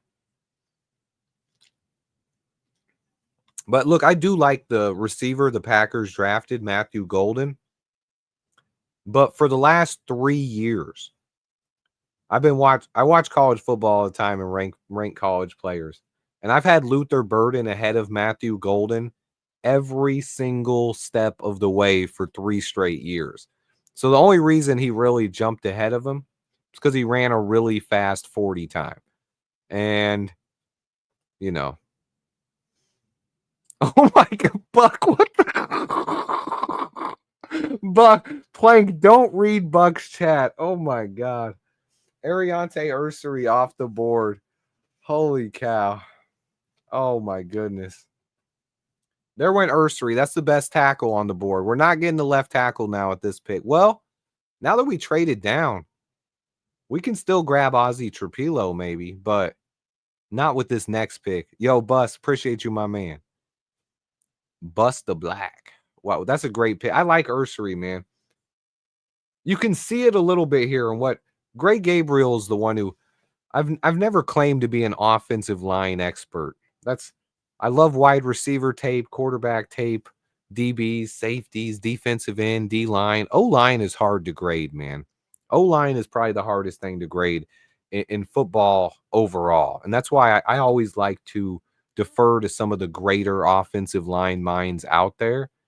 And a couple people have said with Ursary that he's just really stiff. He's not a natural bender, and he's kind of stiff. And when the people who know stuff better than me, then and they say that, and then I go look at the tape, and then you kind of see it a little bit, and you could even see it kind of in his highlights there. He's just a high waist bender. It's like, yep. Let me see. Swift, I low-key got the steal of the draft, but you have to pull up RAS compare. Who is it? Pull up RAS compare. Okay, hold on. RAS compare has been down for a while. Let me see. All right, I got it up. You got to give me the names. All right, he's so big and he's so good. I think Karan, I was talking about that earlier with someone as well. I think Karan Amagaji is definitely part of the future of this team at left tackle. He's at least Demetrius Knight just went off the board. I got to keep this on here so you guys can see it. My goodness, Peter Kim. He says, in Ben we trust. You're the You're the best Bears content creator out there. You guys are crazy, man. I love you guys so much. Getting me off track. I'm trying to stay focused. No one will fully know if Braxton is recovered until full contact. Oh yeah, let me make that point, because this is a point I said that I haven't said on this channel yet. This is how I expect that to go this year, guys, right? They're going to take it easy with Braxton on purpose because they know Braxton can play left tackle. And here's what they want.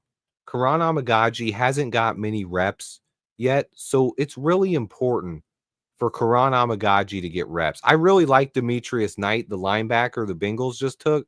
I'll talk more about him in just a minute. But with all those reps being available, what they'll do, they kind of slow Braxton back, right? And then when you get to mini camp and early training camp, you let Karan Amagaji get those valuable reps while Braxton's getting healthy. And that'll help prepare Karan Amagaji to be ready to compete this season. Plus, he'll get reps next to Joe Tooney on offense. That'll definitely help him as well. So I think you definitely gotta give him a shot there. Thomas G, my man, I appreciate you, man. I was trying to finish my point, but much appreciated, man. We do need a left, but then another point here, because Kevin, you said it right. Next year's draft is really strong at left tackle. And even if we pick lower in the first round, our odds of getting a better player at left tackle next year in round 1 is probably going to be a more talented player than we could get in round 2 this year, in a year where it's not a very good tackle class. So, and then we get to let Braxton develop, and the draft's not over yet. We can still get a developmental tackle later. Remember, Ryan Poles found Braxton Jones in the 5th round. So him finding a guy like Holland Pierce or Azie Trapillo or Anthony Belton later, like there are guys out there who could maybe still come in and help this team later on. Let's see. I like going best available here. I think we go best available, but I wouldn't go crazy. I wouldn't draft a cornerback. I definitely wouldn't draft a QB. Definitely take wide receiver off the board. Now we got like 7 wide receivers and a tight end who's basically a receiver. So we got like 8 wide receivers right now. So I think no way do we take another wide receiver.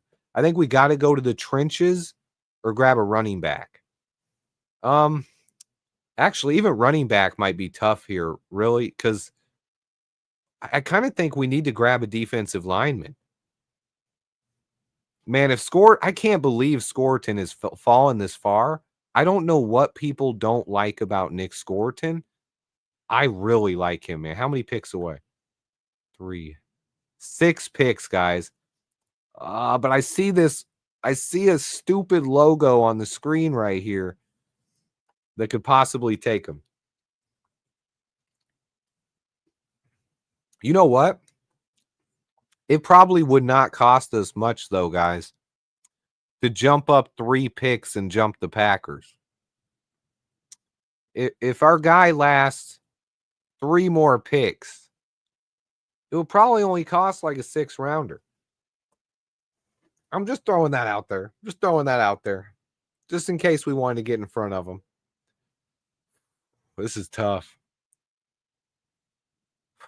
Luther Burden. I'm still kind of processing that one, guys. What I got to look at the chat grades. I didn't see them yet. 63% A. Only 5% D. Chat's overwhelmingly positive about it. I'd say it's a great pick, best player available. Just a little shocked still. I think both of these picks so far, I've gotten a little shell shocked from, because I was like, am I dreaming? Like, did this really happen? Yeah. Oh, did I mention Tyler Scott? Yeah, Tyler Scott. The biggest loser in this draft might be Tyler Scott now, honestly. Like, I like Tyler Scott. He's a good dude. This is going to be tough for him to make an impact right now. It's going to be really tough for him to make an impact on this roster with all these weapons out there. Crazy. Oh, let me see. Now I'll talk a little bit about Demetrius Knight, the little Bengals guy. This is a really good linebacker, very instinctive. Bengals needed a linebacker. It's a guy who's good in coverage. He can hit really hard, force fumbles. Good pick for the Bengals there. To go with Shamar Stewart as well. Pretty good, talented players there. Let's see. Let me see. People were talking Scatabo. I've seen a lot of Scatabo comments. I like Scatabo, but I think Caleb Johnson is the same type of runner, and he's better. Ooh, Elijah Arroyo. Good pick by the Seahawks. Arroyo's a good tight end. Very underrated. Had a big week at the Senior Bowl. I'm just not I've just never been a big Scatabo fan. To me, he's not fast enough. To me, Scatabo would be I'd like him. Oh yeah, I'm ready for the RAS compare. You gotta throw the names out. They're up, man. You're gonna make me forget if you don't do it soon. No, Buck says. I think that's probably the player that I'd say my chat is most split on. Is Cam Scatabo. I see a lot of people like him and a lot of people don't. Hollis from Cleveland. Wait. You mean Rutgers? Holland Pierce? Who's Hollis from Cleveland? Oh, Jonathan Ogden. All right, name number 1 is Jonathan Ogden. All right. All right, player what's name 2? I'm ready for it. I think Mike Green could have been here. Look, I'm not saying I don't like Scatabo. I like he's a good player. He's just not fast enough for what I think Ben Johnson wants. Now, he could be that. If he comes here, he'd be our David Montgomery type. Oh, Jalen Travis, the Iowa State guy. Jalen Travis, okay. That's our late guy. Let me see it. Let me see if I can get it. Oh, I got to choose the position. Hold on. Yo, James, my guy. Man, good to see you, my man. Thank you so much. I appreciate you. Let me see it. The RAS compare is not loading. Let me see if I can get it to load. Hold on. Go tackle. Tackle. Show as tackle. Oh, here we go. I'm going to put it on the screen. Here we go. This is what he wanted you guys to see, man. The Jalen Travis, Jonathan Ogden comparison. This is our late round potential tackle. No, Panthers, no. Oh. They're getting us back. That's payback, I guess, for fleecing them, huh? Oh, man. Score 10.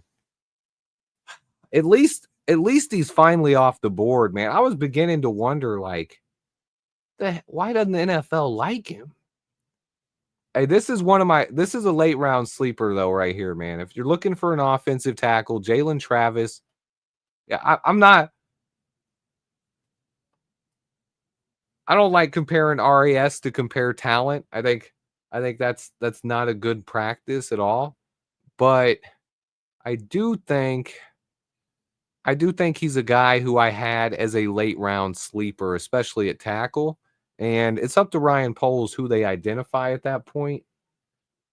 Man, I love this pick for the Panthers. I hate it for me, but I love them.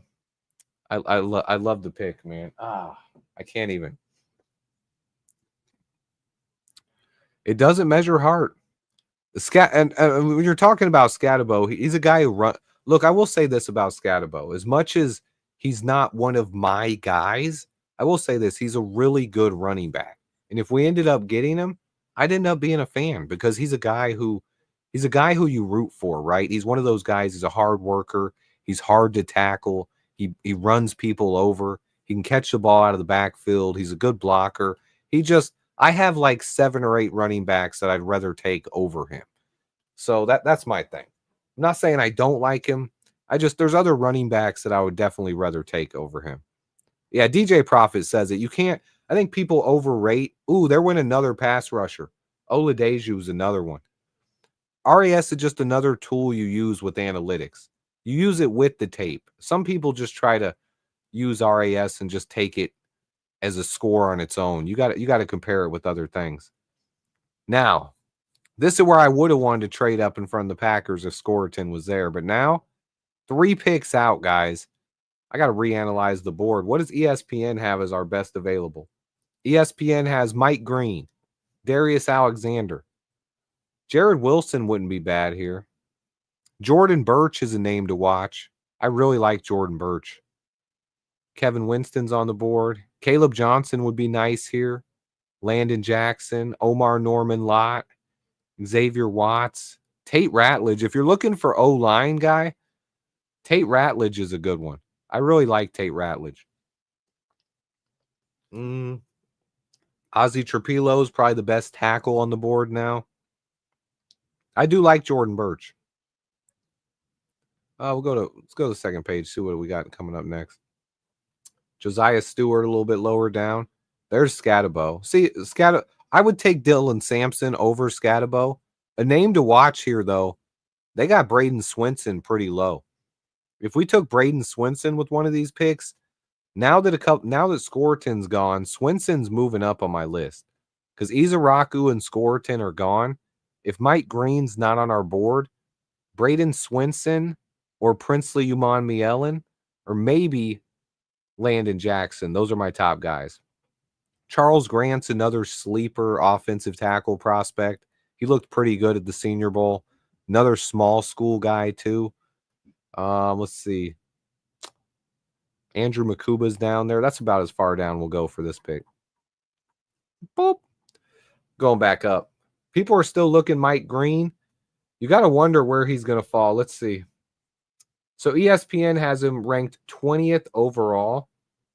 So they had him as a top 20 player. And we're now 50 picks in. He's not off the board yet. So that's something to watch here.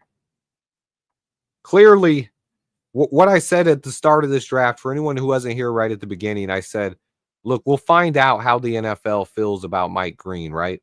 If he goes in the top 10 picks, it means teams aren't that worried. And I mean in the second round here, not round 1. And we're way past that. And he's still on the board.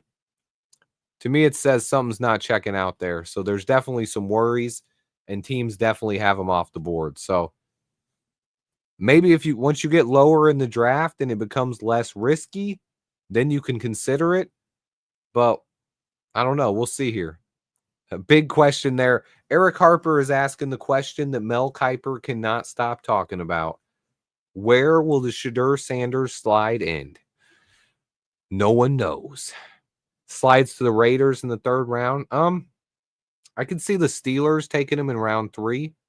If he falls there, that'd be a good spot. I love college football, man. College football is fun. Now that they added the college football playoffs, and you have that 12-team playoffs to watch at the end of the year, it's so exciting. Kind of one of the most disappointing things for me, like growing up watching college football, is there was always so many like debacles when it came to who's the championship. Like there were years where teams went undefeated and they wouldn't make the championship.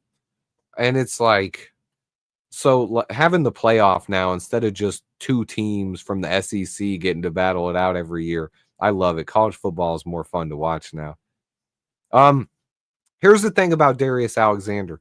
2 points with that. I do like him.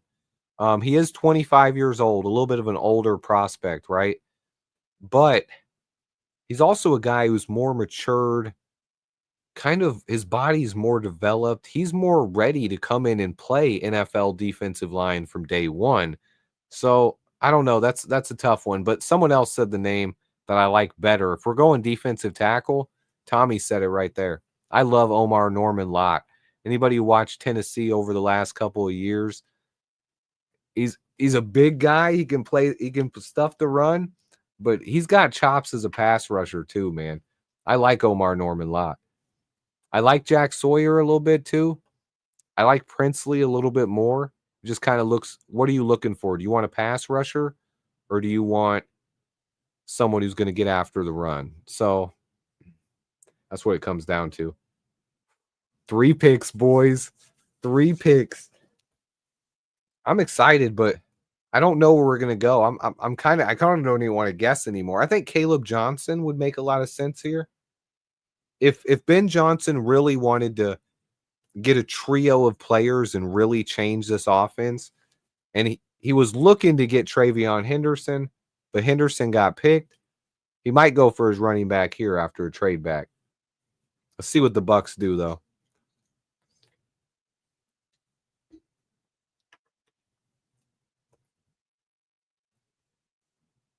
Benjamin Morrison. Good pick. That's a good pick. That's a good pick.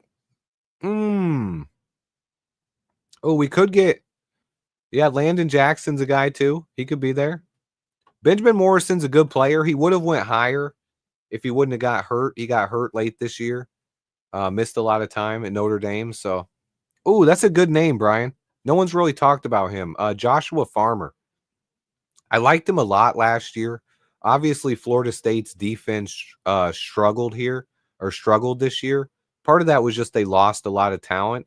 And DJ Ugalele, the quarterback, was awful. He was awesome at the Senior Bowl. I like Joshua Farmer. I think he's going to be a good player. I don't know where he's going to go, though. I think he could go somewhere in this range, but I see a lot of mocks having him lower. So it just depends on what team really likes him. But he's a good player. I do like him. Jordan Birch is still on the board, I believe. I haven't seen him get picked. No, yeah, he's still there. My boy Birch is on the board. He'd be a good one here, man. He could play a little bit of defensive end. He could play defensive tackle. I think Damian Martinez he's right there with Caleb Johnson. And that's why when people thought I was talking bad about Scatabo, I know, dude, I butchered it bad. No, I know how to say his name, Q, but I butchered that one, right? And you know what? As I was doing it, I kind of didn't even care because he butchers quarterback play. So I don't really care about saying his name right anymore. So honestly, like just watching him play at Florida State hurt my feelings. So that's how I feel on that one. But how I feel with Damian Martinez, if I'm looking for a power running back, my power running back rankings are this: Caleb Johnson, Damian Martinez, and then Cam Scatabo. So, and then if you're looking for a speed back, it'd probably be Bashul Tootin or Brashard Smith right now, if you're looking for a speedier back. But there's definitely, or Tennessee's Dylan Sampson. That's another guy to watch out for as well. I like Dylan Sampson. That's what we've been doing, Jay Villa. They've been taking best available. And that's where it might go here. Best available besides Mike Green. Who do they have as best up? Well, they have Darius Alexander. He's 25. I don't want a cornerback. Jared Wilson, maybe? I like Jordan Birch, though, man. Or Kevin Winston. Who are the Packers taking? Let me scroll back down. Because we're almost up, boys. Brashard Smith in the 4th. Now that we got a 4th round pick, that makes sense. That makes sense.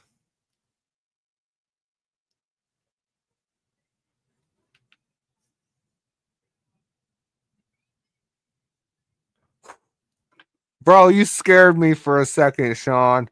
I ain't gonna lie, bro. I was about to be so mad. I thought the Packers took Mike Green, and I was like, no. I was like, they better not have, dude. Okay, they took Anthony Belton. Okay. We know the Packers, honestly, he had me because the Packers, they signed a kicker with some off-field issues, and we know they might look past that. Anthony Belton, though, that was one of the better tackles remaining. I think this is too high for him. I had a 3rd or 4th round grade on him, and he goes at pick 54. I think he's a good player, right? He did show me at the Senior Bowl. He looked really good. I thought he was one of the guys who had a really impressive week at the Senior Bowl, and he proved that he could maybe stay at tackle in the NFL and he doesn't have to move to guard. But I do think it's a bit high for him. The problem is these tackles are going to go quick, man.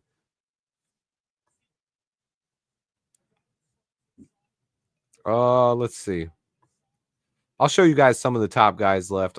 Actually, let me take these guys off my big board that are gone. Bloop, they're gone. They're gone. They're gone.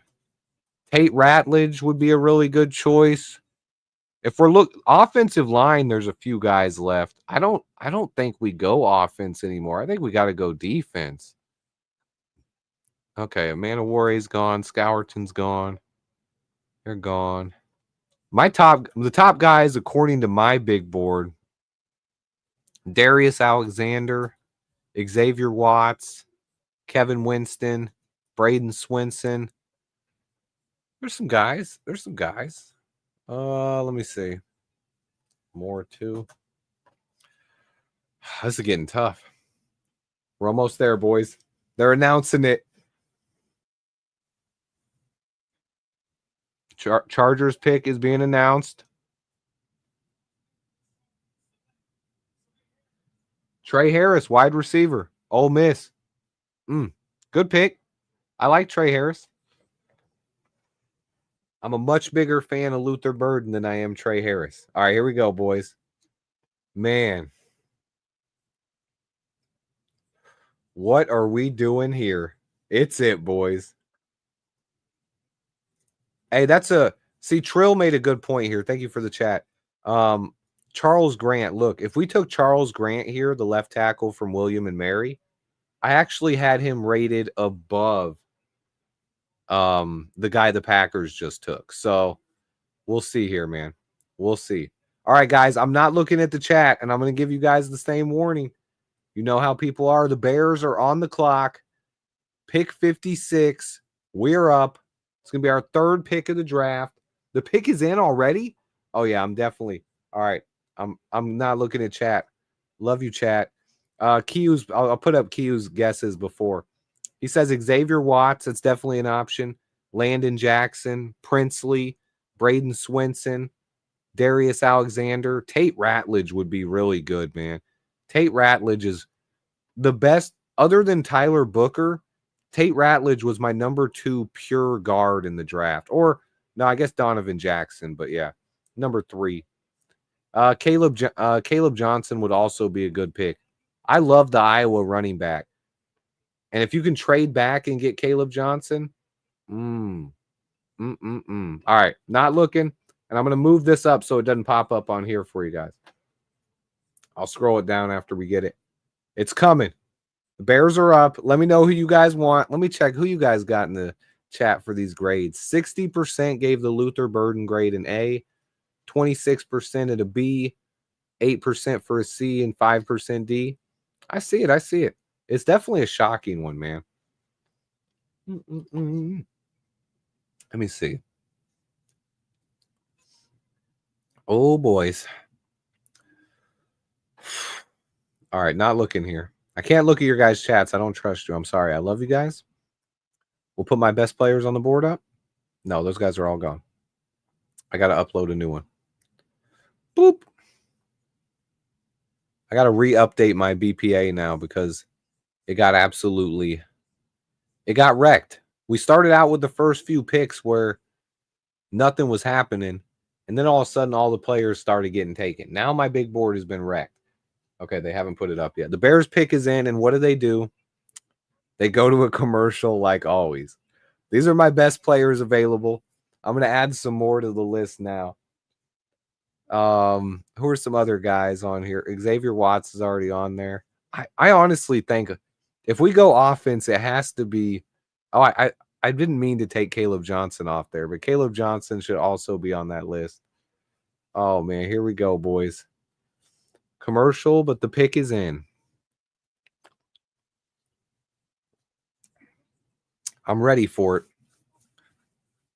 To join Colston Loveland and Luther Burden, a draft that has been so far heavily focused on the offensive side of the ball.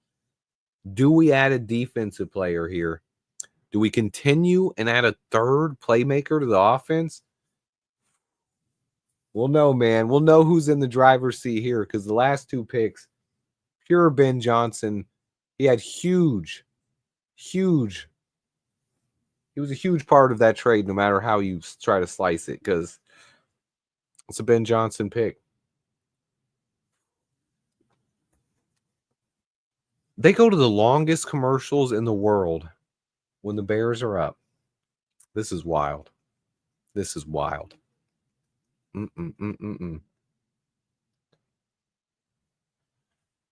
Just deep breaths, guys. Sorry, chat, but I'm not reading you. You know I don't trust you guys. I love you all, but someone will be trying to spoil that pick. Oh, baby, baby. I did see people talking offensive tackle. Oh, I didn't mention Azie Trapillo yet. He's the other one. He's the only one left. He's the other one who I had ranked higher than Anthony Belton here. Where's our other pick after that? Okay. So we only have 5 picks before our next one. So this is 2 picks pretty quick here, guys. Coming up in a row. Bears coming with picks. We have 4 picks in the draft after this due to picking up that 4th round pick. Do we take Shedeur Sanders to back up Caleb? I'm joking. I'm joking. Stop it. I can't believe Shedeur's fall is getting wild, though, man. He's falling.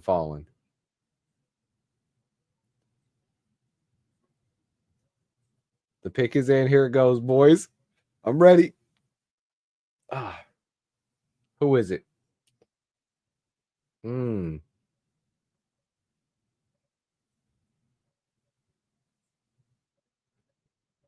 Oh, my goodness.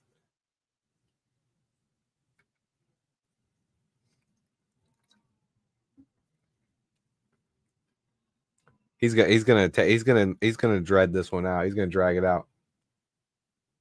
Packers fans chanting Bears still suck.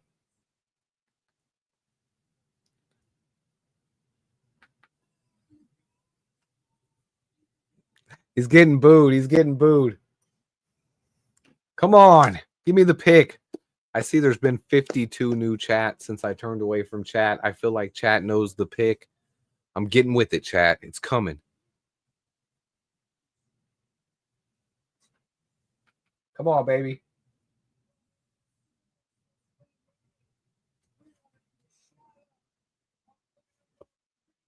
Seth Rollins is doing his thing here, man. Every time the Bears pick, someone wants to talk for like 45 minutes. Other teams come up and they're just like, blah, blah, here's the pick. And Caleb is undefeated at Lambeau Field.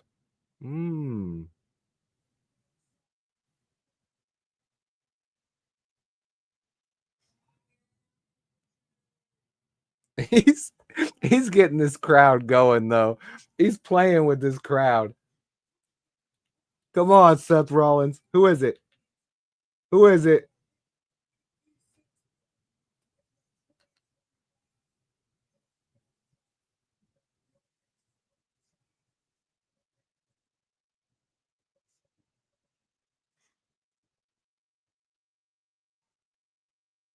Trapillo. Oh. All right. Trapillo. He's a solid tackle. Look, guys, about Trapillo, he's not the most athletic player in the world. I like Azie Trapillo more than the guy the Packers just picked 2 picks before us, Anthony Belton. This is a guy, he went to Boston College, alma mater of Ryan Poles. He can play right tackle. He can play left tackle. 6'8", 315 pounds. He's a monster. 6'8", 316 is what they list him at. He started 10 games at left tackle in 2022 and then 24 games at right tackle. He's big, he's quick, he's strong. I love it. I'm not mad at it at all, guys. I'm not mad at that at all, man. He was my top ranked tackle on the board. So, and I had him ranked higher than Anthony Belton, the guy the Packers took. Honestly, this is actually wild because our last 2 picks here, right? We took a wide receiver and a tackle. The Packers also took a wide receiver and a tackle. We took a wide receiver after the Packers that I had rated higher than the Packers took. And now we just took an offensive tackle after the Packers took an offensive tackle, and the guy we took, I had rated higher. I gotta love that, man. I gotta love it for the anti-Packer narrative alone. But everybody can listen. This guy's purely a tackle. For the people talking about like, oh, tackle or guard. Trapillo is a pure tackle. Let me pull up his RAS. I think he had an RAS this year. Yes, he did. Oh yeah, baby. Oh yeah. 9.0. So he measured in officially at 6'8", 316, 33-inch arms. He had a what do you do here? 5.24 on the 40. He's not fast, but a 9.0 on the RAS at 6'8", 315 pounds. That's a big guy. He was kind of a mauler at right tackle over the last couple of years. I don't see him as a guard. I see him as a tackle. He's one of the guys who I saw as purely a tackle.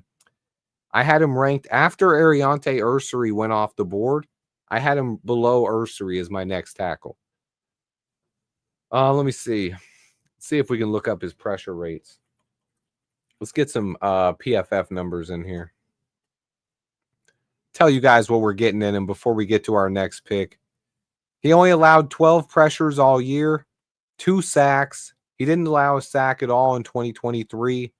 He played at over 1,500 total snaps, 24 starts. The last 2 years, he had 12 at left tackle and 12 at right tackle. Or no, both at right tackle last 2 years. I'm sorry. He was left tackle in 2022, where he played 647 snaps. He did play better on the right side. Anyone who thinks we're moving Darnell Wright because of this, no. I think this is well, no, not at all. I don't think so. I don't think you move Darnell Wright. This is a guy who's right now our 4th offensive tackle, right? This guy, first, he's not jumping ahead of Karan Amagaji. But now with Braxton having time to come back, you now have 2 guys who you can see what they have. You can give them a lot of reps in training camp. You can give them a lot of reps in preseason. And if one of these guys really stands out, they might even end up being able to battle Braxton if he comes back slowly. But this is clearly we needed depth on the offensive line, and this does provide depth. Yeah, I was just going to say that too, but Fred made a great point. My chat's always on it. When you have a guy, say something else happens, Braxton's healthy, Trapillo, everybody's healthy, right? And Azie Trapillo actually looks better than Karan Amagaji. Amagaji's a guy who can go inside the guard. So I like this, man. It's a good pick. It's not a flashy one, but we needed trenches. We wanted the trenches, guys. We need left tackle. We need more depth here. I think, well, the starter on the Bears right now is Braxton. Braxton's our starting left tackle. Can he challenge? I think so. Ooh, Kiyu says Darnell Wright cannot play left tackle. We saw it at the combine. He looked unnatural. Darnell said it himself that he's more comfortable on the right side. And I think in today's NFL, people are still kind of stuck on the like the 1980s style of football where it's the blind side, right? And we all remember the Blind Side movie. Michael Orr, he was the guy from the Blind Side. Do you guys know what position Michael Orr played in the NFL? After he was in the movie for Blind Side, he actually played right tackle in the NFL. He didn't protect the blind side in the NFL. But today's NFL has changed. Back in the day, defensive ends they didn't move guys around like they do now. They used to have, look, whoever their best defensive end was, he was going at the blind side. He was going at the left tackle. So now that's not the case. Whoever the best pass rusher is, sometimes he comes from right tackle. Sometimes he comes from left tackle. Look at Micah Parsons. He's in a different format. He's in a different spot on the field every snap. So, I mean, Yeah. Oh man, let's see.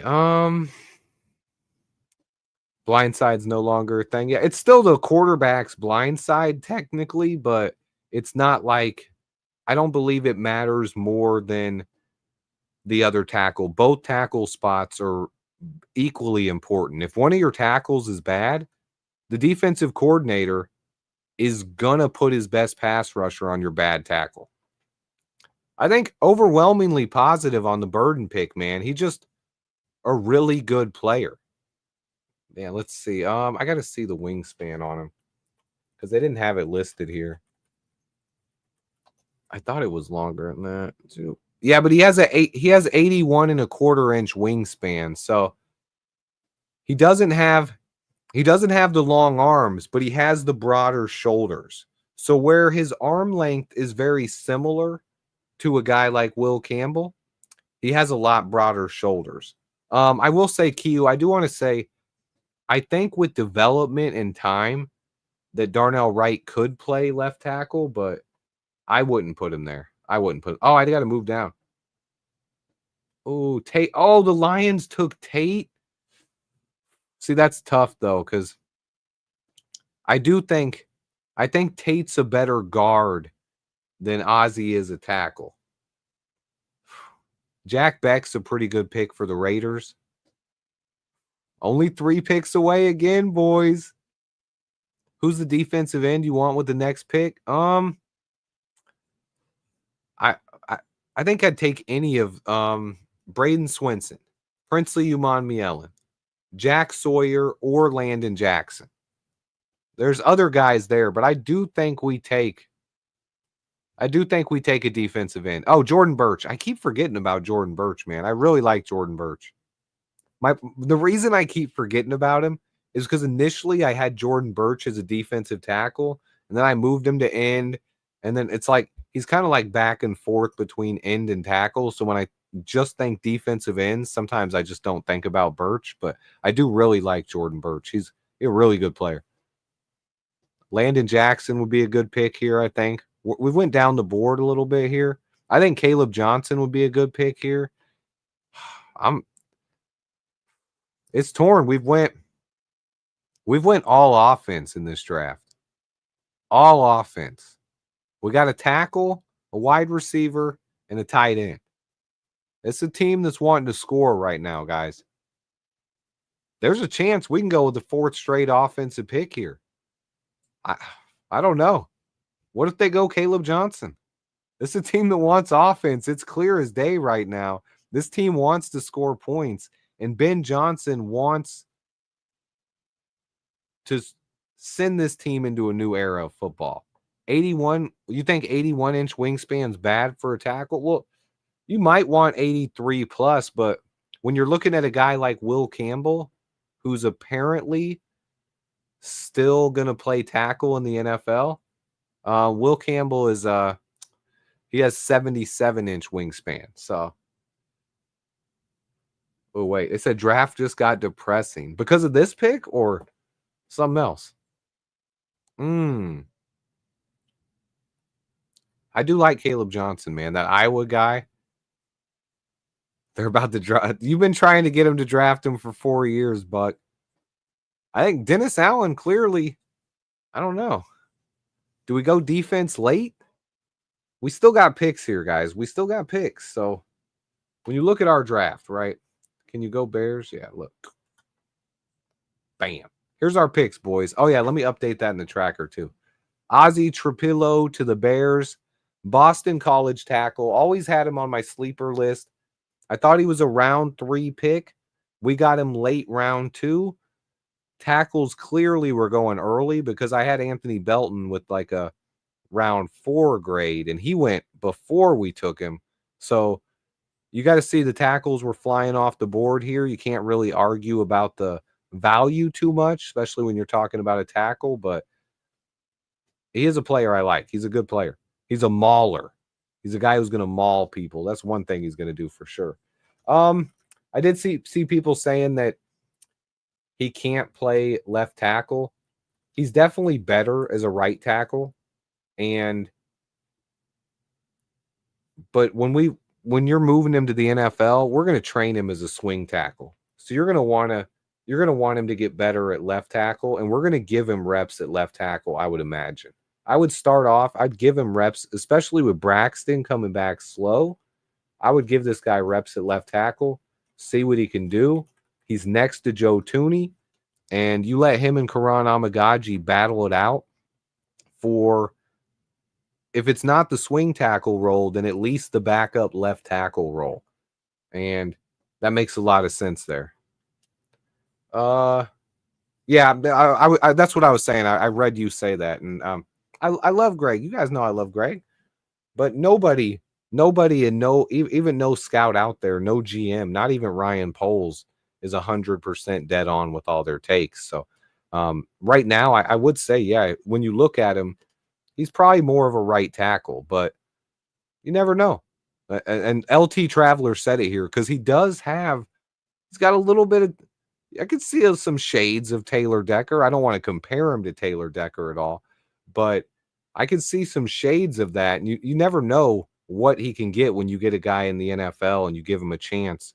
And if he can play left tackle, I'd let him play it. But he definitely right now, he's a guy who most people probably see as a right tackle more than a left tackle. But you never know. You never know. But and if we get to that situation, say we're like, you need a tackle and Karan and Braxton aren't available, it can happen, man. So, or you can also, even though you don't like Darnell Wright at left tackle, if you get to the point where Trapillo can't play left tackle, I do think Darnell could play it better than him at least. So you'd at least have options there. It's always about finding the best five, but the thing I like about him is he's kind of a mauler. We'll see what let me see what did I miss on him? Pass block grade 80.5. His run block grade was only 69.9. He dominated Virginia. He dominated Michigan State. He is a fifth-year senior. He is 23 years old. He is a little bit older of a prospect here as well. He's big, man. He's a mauler. I love those big offensive tackles. We've never taken one that like those 6'8" guys. And this one's tough. Bro, he did, man. Seth Rollins was killing me. I was sitting here and I turned the volume on my TV up and I was waiting for him to make the pick. And Seth Rollins just went on a spill, man. He was saying all kinds of stuff. That's a great one there. Kevin Fishbane always coming through with the random stats.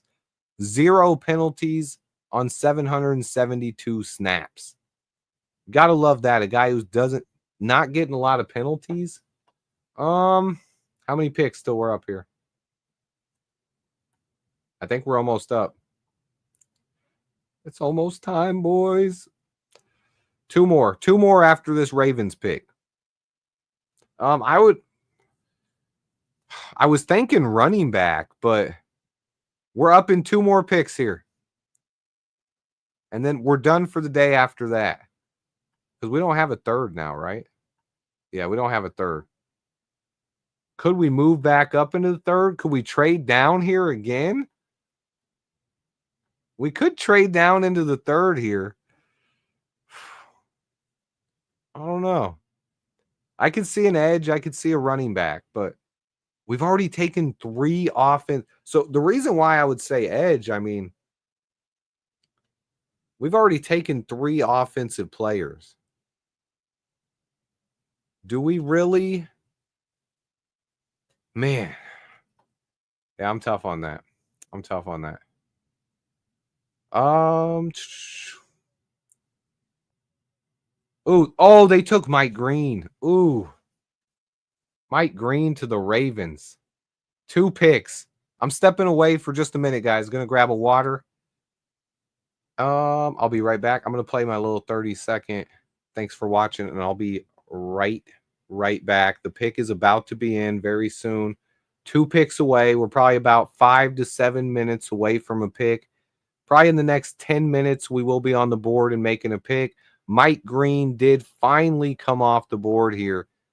2 picks before us to the Ravens. I'll be right back. I want to thank everyone for watching Swift Sports Network. Please hit the like button and subscribe for year-round Chicago Bears coverage, unbiased, no BS, knowledge over narratives.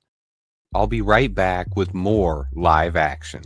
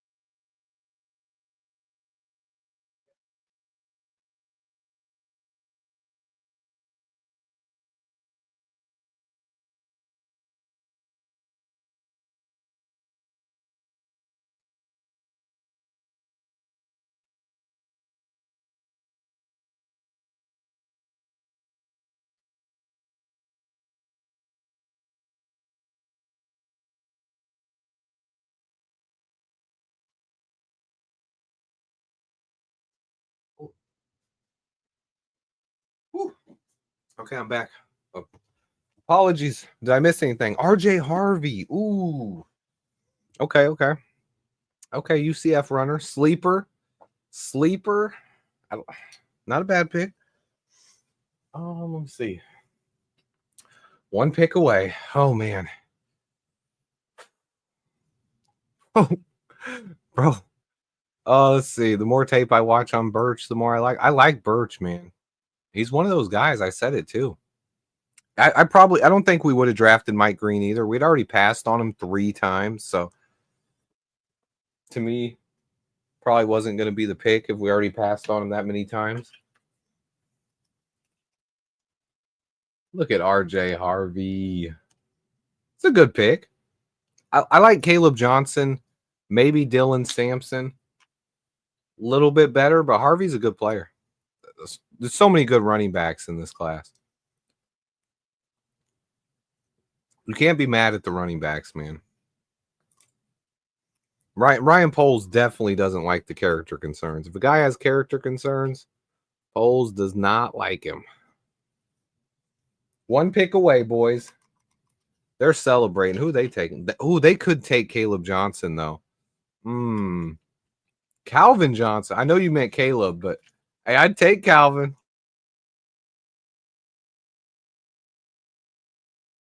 Oh, you like Landon Jackson? Yeah.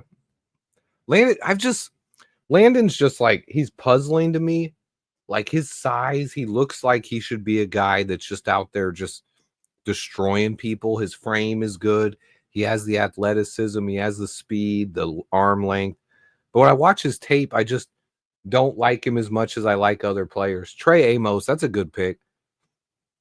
My goodness, has Azariah Thomas not came off the board yet? I really thought he was going top 40. I really like that kid. Let me see. I have a hunch for Scatabo. We're on the board, boys. Like I said, Q, don't tell me, man. Don't tell me. I'm looking away from the chat now. Q already got it spoiled. All right, let me see. I'm not looking at chat now. Oh, I gotta at least give the shout out. Who would you like the Bears to take at 62? Man, I'm kind of open here. Honestly, there's a lot of ways we could go. Let me think. Fix my seat.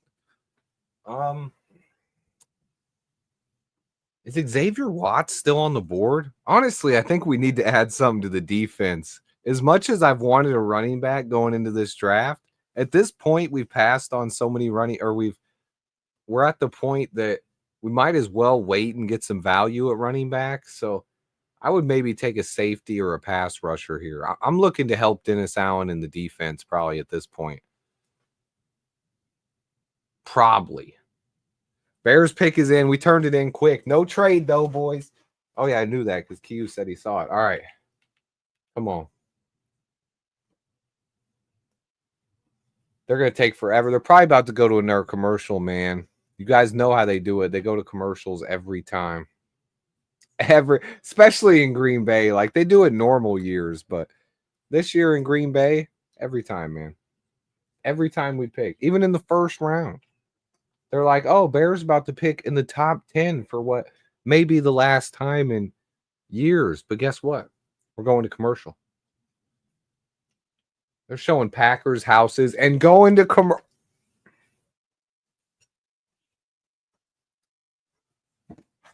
Are you kidding me? You're kidding me, right? It's like an NFL draft.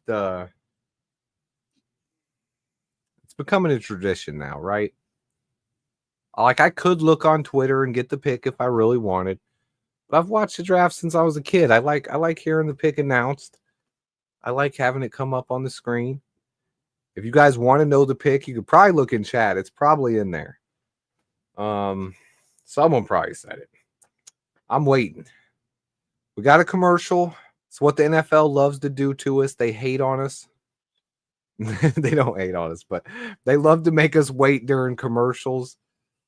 So far, we've made 3 picks, guys. This is the 4th. 3 offensive players. As Ben Johnson is clearly putting together an offensive juggernaut, and the offense matters more than the defense right now. Do we continue that trend? Or do we make a defensive pick here? We'll see. We'll see. Oh, man. I should have asked Q if he liked the pick. I'm not reading chat, so I don't even know what you say, but I should have asked that.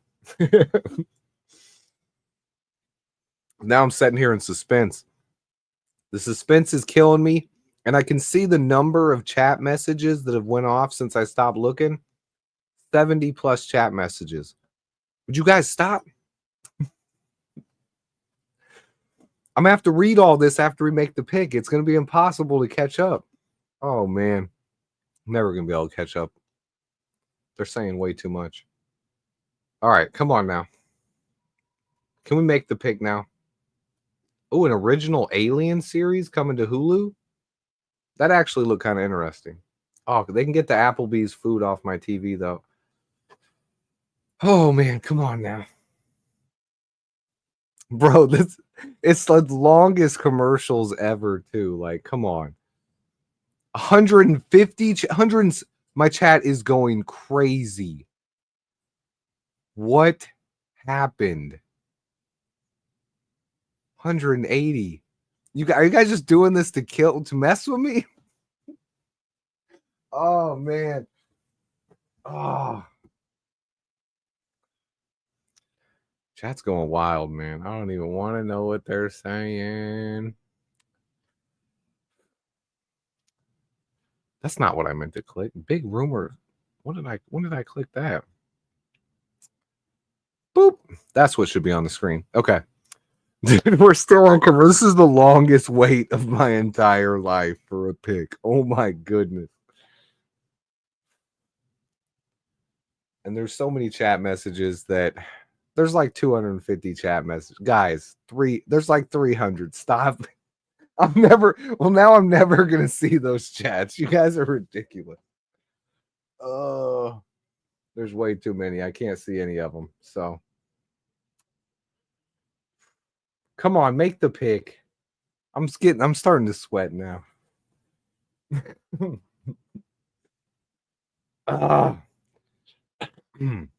Come on. Last pick of the night, boys.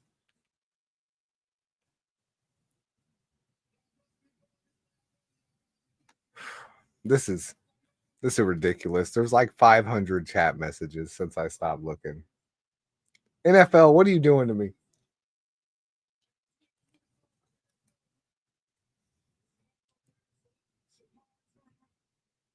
Shamar Turner, defensive tackle. Wow. Okay. You guys are just spamming FGB, you mother. Oh my God. Ah, Shamar Turner. Shamar Turner, baby. I liked his teammate better. Obviously, Nick Scorton. We've said it all along, though. What do these guys want? Pass rush from the interior. Shamar Turner offers that, man. He's kind of beastly on the inside. Let's watch his little highlights they're showing on TV. Oh, look at him shed blocks. He's powerful. He's stout. He's got long arms. At least we added someone to the defense. We added someone to the defense, boys. He's definitely gonna play. He's definitely gonna play. I had Norman. So I had Omar Norman Lott ranked higher. I will say on a lot of big boards, they did have Shamar Stewart ranked higher. For me, it was tough to study that Texas A&M tape, right? It was kind of tough because you have Nick Scorton, you have Shamar Turner, and you have Shamar Stewart. So there was just so much talent on that line, and they didn't produce like I thought. Go back and read all them. Omar Norman Lott goes with the next pick. See, they would do this to me. This is something that's going to be scrutinized. Like, look, obviously people are going to jump to reactions here and say, yeah, Turner did play through an injury all season. Kiyu also said it as well. He's a guy who can play defensive end or defensive tackle. He has that versatility. Man, I like him. He's a really good player. Another guy that I got to watch more tape on. I got to tell you, when you watch, you can only watch so much tape of the same defensive line, right? And like with Georgia, you have to watch it multiple times to see Michael Williams, and then you got to see Jalen Walker. And with Texas A&M, I watched Shamar Stewart. I watched a ton of Nick Scorton. I watched the least of Shamar Stewart. But when you're watching the D-line, sometimes other guys can stand out. You're not just watching one player at all times.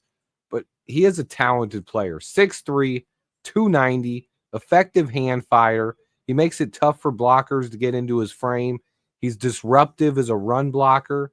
Look, this is the one thing that a lot of these guys, when I watched a lot of tape, a lot of these guys struggled at locating the ball. Seeing that he locates the ball well, and he makes plays in the backfield. That's one thing that's really well.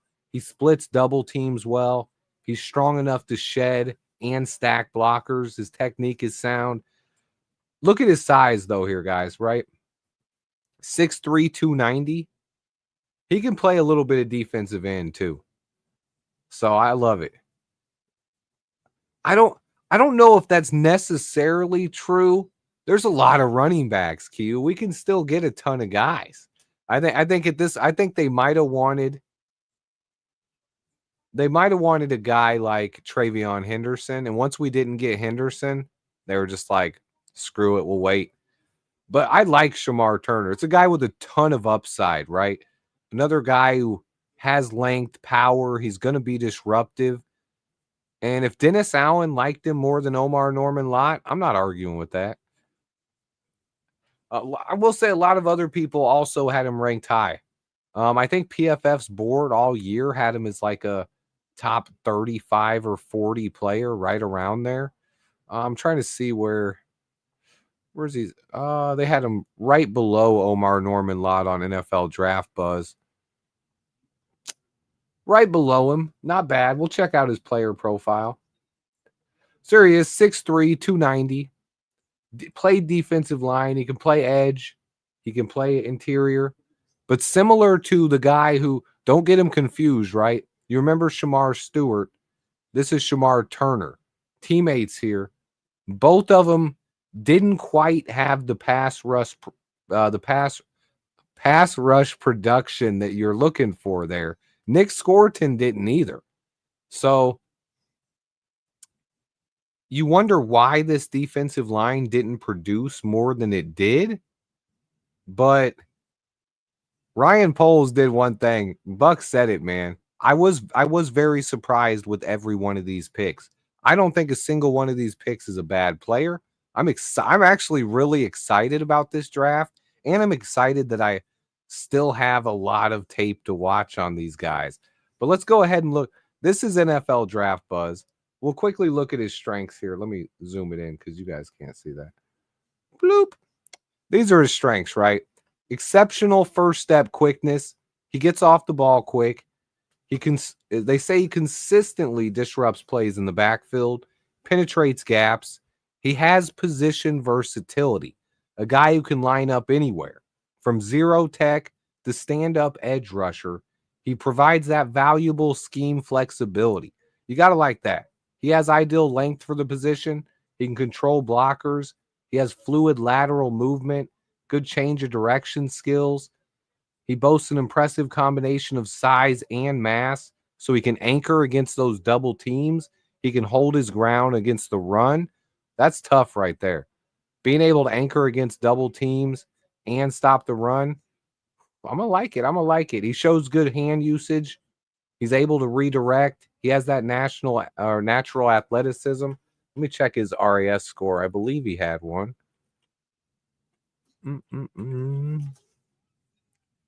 He did not have an RAS score. He didn't run.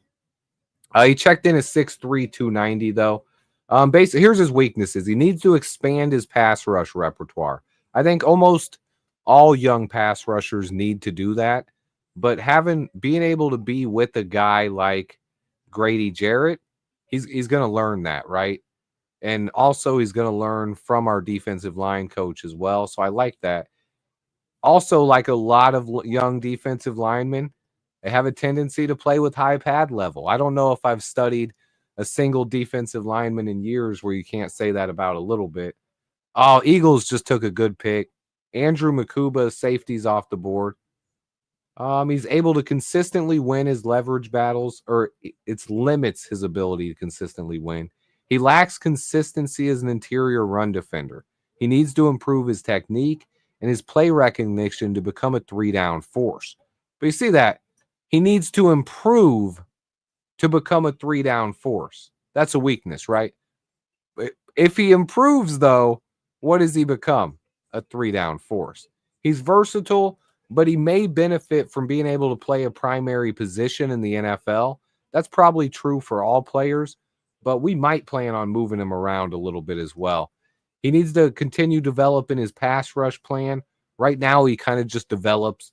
He depends on his traits right now. He's more of a trait guy, but he's a guy who can develop into an impact player. He has the tools. He has the traits. I like him. I think it's another good pick. I'm not going to argue with this draft at all. I think it's 8:30 and we've only got through one round. I know, man, but the good news is we don't have any picks this round, baby. Oh, wait, is that Keds? Bro, I got a guest in here. What up, Keds? Let me What's change poppin', Swifty, man? I figured now that we got our first couple of picks out, we could chop it up, see what you think, man. How do you like how things have gone so far? Man, it's been a crazy draft. I'm going to say the craziest thing, man. I haven't been able to predict a single pick in this draft, man. But I can't argue with it. Like, we got a lot better on offense, and now we got a guy on defense who can play. I like it, man. Shamar Turner's a good player. Where do you think they play him?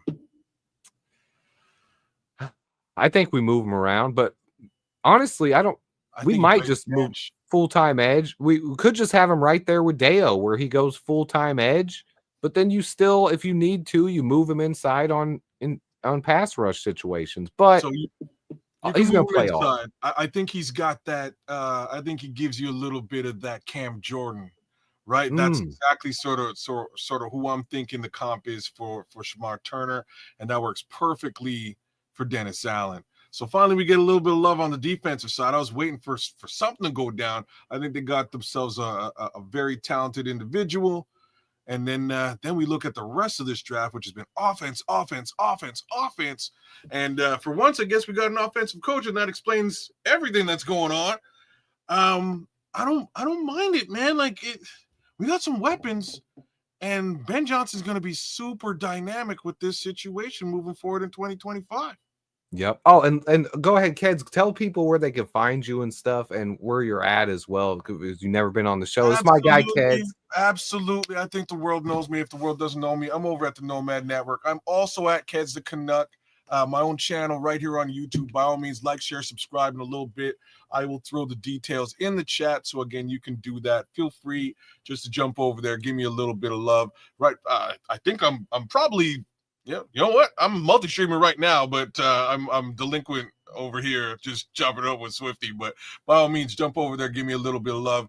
We are going mad. We got a bunch of heads over there. Samo's over there. Triple R's over there. We're having a good old time with a little bit of draft party, draft party fun. Today, yes, I was a little bit down on the dumps with the whole Genty situation, man. I know you're we bought into it too. I was so into the Genty hype, man. I thought he was gonna be a bear. I thought he was a bear. Oh man, I was let down, man. But the Raiders got our GOAT, and not only did they get our GOAT, I think a lot of it's funny because the way that way that a lot of us sort of look at the draft is we're really looking at it from a Bears perspective, and what do the Bears need? And it's tough to factor in what everybody else also needs, and they're doing it in spite of the Bears, right? Like, screw the Bears type case scenario in many looks. So there goes your Ashton Genty. There goes a lot of talent as you move forward. There goes Omarion Hampton, Quinshawn Judkins, Travion gone. Right before us, man. Wow, you know what I mean? Almost as if that was the plan for many of these teams. Because again, they couldn't sit around and wait for us to select. Because I think Genty would have went to us. Like it sounded like they were, it sounded like they really wanted Genty last night too, even in conversation. But I'm all right with the weapon that is Coleman. Like I'm all right with that. He's a dangerous MF, and the only thing I'm like a little bit worried about is blocking. So I'm gonna spend a little bit of time actually just looking at what the blocking case scenario looks like for our brand new tight end. But I'll say the one thing I saw, man, I saw it when I've watched 3 games. I watched 3 games early of him. I watched 3 games in the last 24 hours of his all 22. And the one thing I will notice is downfield as a blocker. Like, he's not a guy who's sitting there in pass protection blocking someone. But you look at the running game and you see holes. There's multiple touchdowns just in 3 games I've watched, where the last block is him coming in and sealing off a linebacker or a safety and opening a huge hole for Donovan Edwards. So that makes sense. So that's good to see. And that's one thing, because every scouting report I had read, he's small. And I compared him to Greg Olsen because that's what I see. But Greg Olsen wasn't a good downfield blocker. So if you can see, you got a guy, Q caught me off guard. He says, why is the first highlight I see is Shamar Turner punching someone in the ball? So look, oh man, look, y'all, that's like as frequently as the Chicago, like, how do I say this? As much as the Chicago Bears sort of dodge these type of guys, these types of players, you need to have it. Like, you need to have jerks on the team. There has to be some jerks. People poo-poo Tyreek Stevenson for being a little bit of a jerk. You have at the cornerback position, you need to have somebody who's going to get in players' heads. On the line, in the trenches, you need somebody who's going to get in your head. And that's the type of player that Shamar is, and that's what he brings to the table, a little bit more so than many of the other guys in the draft. I was like, Mike Green just went just before, right? So, like, yeah. I was saying the same thing. I was like, yo, they're going to dodge Mike Green like the plague because of the off-field stuff. But you need somebody who's going to get in that other guy's ass. And, hey, man, it's about time they got a dog like that on the line. It's about time. So I'm hype about it, man. I think it's a great defensive selection. And yes, you might get punched in the balls you mess with. I'm gonna bounce back against my guy. I like to play devil's advocate because he said he don't like Shamar Turner. He would have preferred Princely Umanmieleon. And my chat knows me. I've said Princely's name probably 200 times in the past 4 months. So I'm not going to act like I don't personally prefer him, but I also tend to trust our new coaches. I believe we finally have a coaching staff here that has a plan and a vision, and I'm not part of that plan or vision. I don't know what it looks like. I'm not in those meeting rooms. So what I will say with Shamar Turner, he's a beast. And with the talented edge rusher this year, we got another pick coming up early tomorrow, for early in round 4 now. That's what we picked up.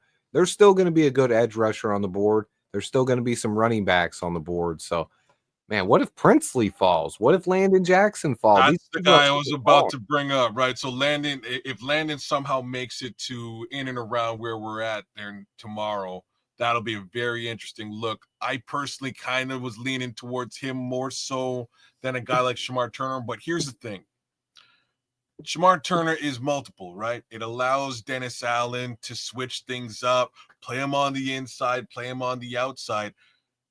And that's like, we're forgetting that we got a speed rusher in Austin Booker, right? So it allows him to do a bunch of things here with this group of players, this group of talent on the line. And I think that's really what Dennis Allen is all about. Attacking defense, right? That's his style. Chiefs got Ashton Gillette. He just went off the board, Louisville pass rusher. And Darius Alexander went to the Giants. I don't know how we're letting, like, I hate the fact, like, I just got to say this out loud. I hate the fact that the league allows the Chiefs and the Philadelphia Eagles just to get better every year, even though they get the 32nd and 30 and 64th selections. They get, look at I'm trying to remember who did Philadelphia just Andrew Makuba. That's a fantastic, another guy fantastic safety selection for the Eagles, man. It's a great pick. Man, it really was. I think someone said that Caleb Johnson's the last running back left. I will say there's a ton of running backs left, guys. Come on now. Lots of running backs. Shamar Turner, I didn't even realize he played through a stress fracture all year long. That's tough. And maybe you're right. If he didn't, if he didn't have a stress fracture, maybe that D line, maybe it held that D line back a little bit because they had so much upside. That's good information. Has that been managed though? Like, and that's my only little question. Is he good from that stress fracture, or is that going to be an issue in 2025 for Shamar Turner? I'm hoping, because he missed all the offseason workouts. He didn't do the combine, so I'm thinking he was healing up from that, and he's had longer to heal up than Abdul Carter had with a similar injury, and because Abdul went into the playoffs, and not only that, he went into the second week of the playoffs. Texas A&M didn't, so I will hope he's healthier before that, but I'm not a doctor. That's just speculation based on time and injury. Everything's different though. That's a good call though, man. So now we're saying that might have affected his draft stock overall, right? And maybe that caused him to drop a little bit further than anybody was really expecting, or at least further than he was potentially expecting. And I know I've heard a lot of fans over the years, especially after Karan Amagaji, and especially, the big one was Kevin White, but people don't like drafting injured players. The thing is, sometimes it comes down to value. You definitely don't draft injury guys in the top 10 like Kevin White. If you can get a guy who was hurt though, think about Eddie Jackson. That's how we got Eddie Jackson. Should have been a first. It's also how we got Jalen Johnson. Well, he didn't run a fast. We ran a 4.5, but if he would have ran a 4.4, he was still going. It wasn't his leg that was messed up. It was the shoulder, right? He could still run, but the shoulder did tend to come back as an issue later on, maybe a year or two later. But he's been all right. Like he dropped to the 3rd round because of the shoulder, and we were able to select him. And hell, he's been a Pro Bowl player for the most part ever since. So where they had him on the Beast, someone just said that Beast is the biggest scouting guide out. They had Mason Graham, Derek Harmon, Kenneth Grant, Walter Nolan, Tyleek Williams, who all went in the 1st round, by the way. And then their 6th defensive tackle was Shamar Turner. Okay. So right there. I like all them guys you said before, and if he's number 6, I'm happy. Like I say, I think that on this line, it will really allow Dennis Allen to attack, right? He can change things up. Like I will say something else now. A little bit worried about a guy named Zach Pickens. You know what I mean? Like I don't know what Pickens and Tyler Scott. This was a bad draft. That was the other guy I was about to bring up too. Those two guys on this depth chart just basically fell off. They're fighting for their lives. They gotta hope for a miracle to make the roster at this point. To be honest, it's tough. It's looking tough for both of them. Tyler Scott's even worse. Well, man, I don't know who's worse, man. So Tyler Scott got 3 human beings in front of him. Grady Jarrett, 3 human beings the other way around. Both these guys are in jeopardy, man. So, hey. It's a competitive sport, you know what I mean? What else can I say, bro? I won't completely write off Zach Pickens yet. I'd say there's a 10% chance he does something this year. I liked Pickens' tape. I remember to take into account that Matt Eberflus played him out of position for 2 years. He moved him, tried to turn him from a 3-tech to a. He talked about, I like my defensive tackles to be able to play both, but you played a guy out of position for 2 years. Maybe, just maybe, Dennis Allen can get a little bit of something out of him, but the odds are stacked against him right now. So, I don't. So if they really dedicate him to the edge, if they dedicate Turner to the edge, then maybe there's a little bit more potential for Zach Pickens to remain on the. I don't know. Like maybe it's both these guys are pretty well buried in this depth chart, and it's gonna be tough, bro. It's gonna be tough. The one thing that I will say, and I was saying it on our show a little while ago, is I suggest that any wide receiver who joins the team does not make an appearance on the Adam Rank podcast, because maybe no podcast at all, because things aren't looking great for Cole Kmet either, bro. Man. Oh boy, yeah. So maybe that's the ticket. Just ixnay on the oddcast pay, and you might stick around longer than not. They gotta wait till they retire and then get in the podcast game. Maybe that's it. Oh man, I love Q made it, man. He said Poles traded out the first round or the third round because he can't hit on the third rounders. Oh, that's man. 2 seconds in a fourth instead, man. I love it. Well, watch him trade back into the third. I have a strange feeling he might trade down and get that running back. But, Patriots just got Kyle Williams. I like that pick. They needed to get into this wide receiver market. I'm glad that they did. Right. I think that I was surprised that they went after Travion, though. I mean, Ramondre. I was too. I had just said it in the chat. I didn't think. I was like, they could maybe take Travion, but I was like, I don't see it. And then they took him, and I was like, dang. Oh, that's fantasy football, man. I thought they were going to take Luther Burden, is what I was saying. That would make sense to me too, right? That would have made sense.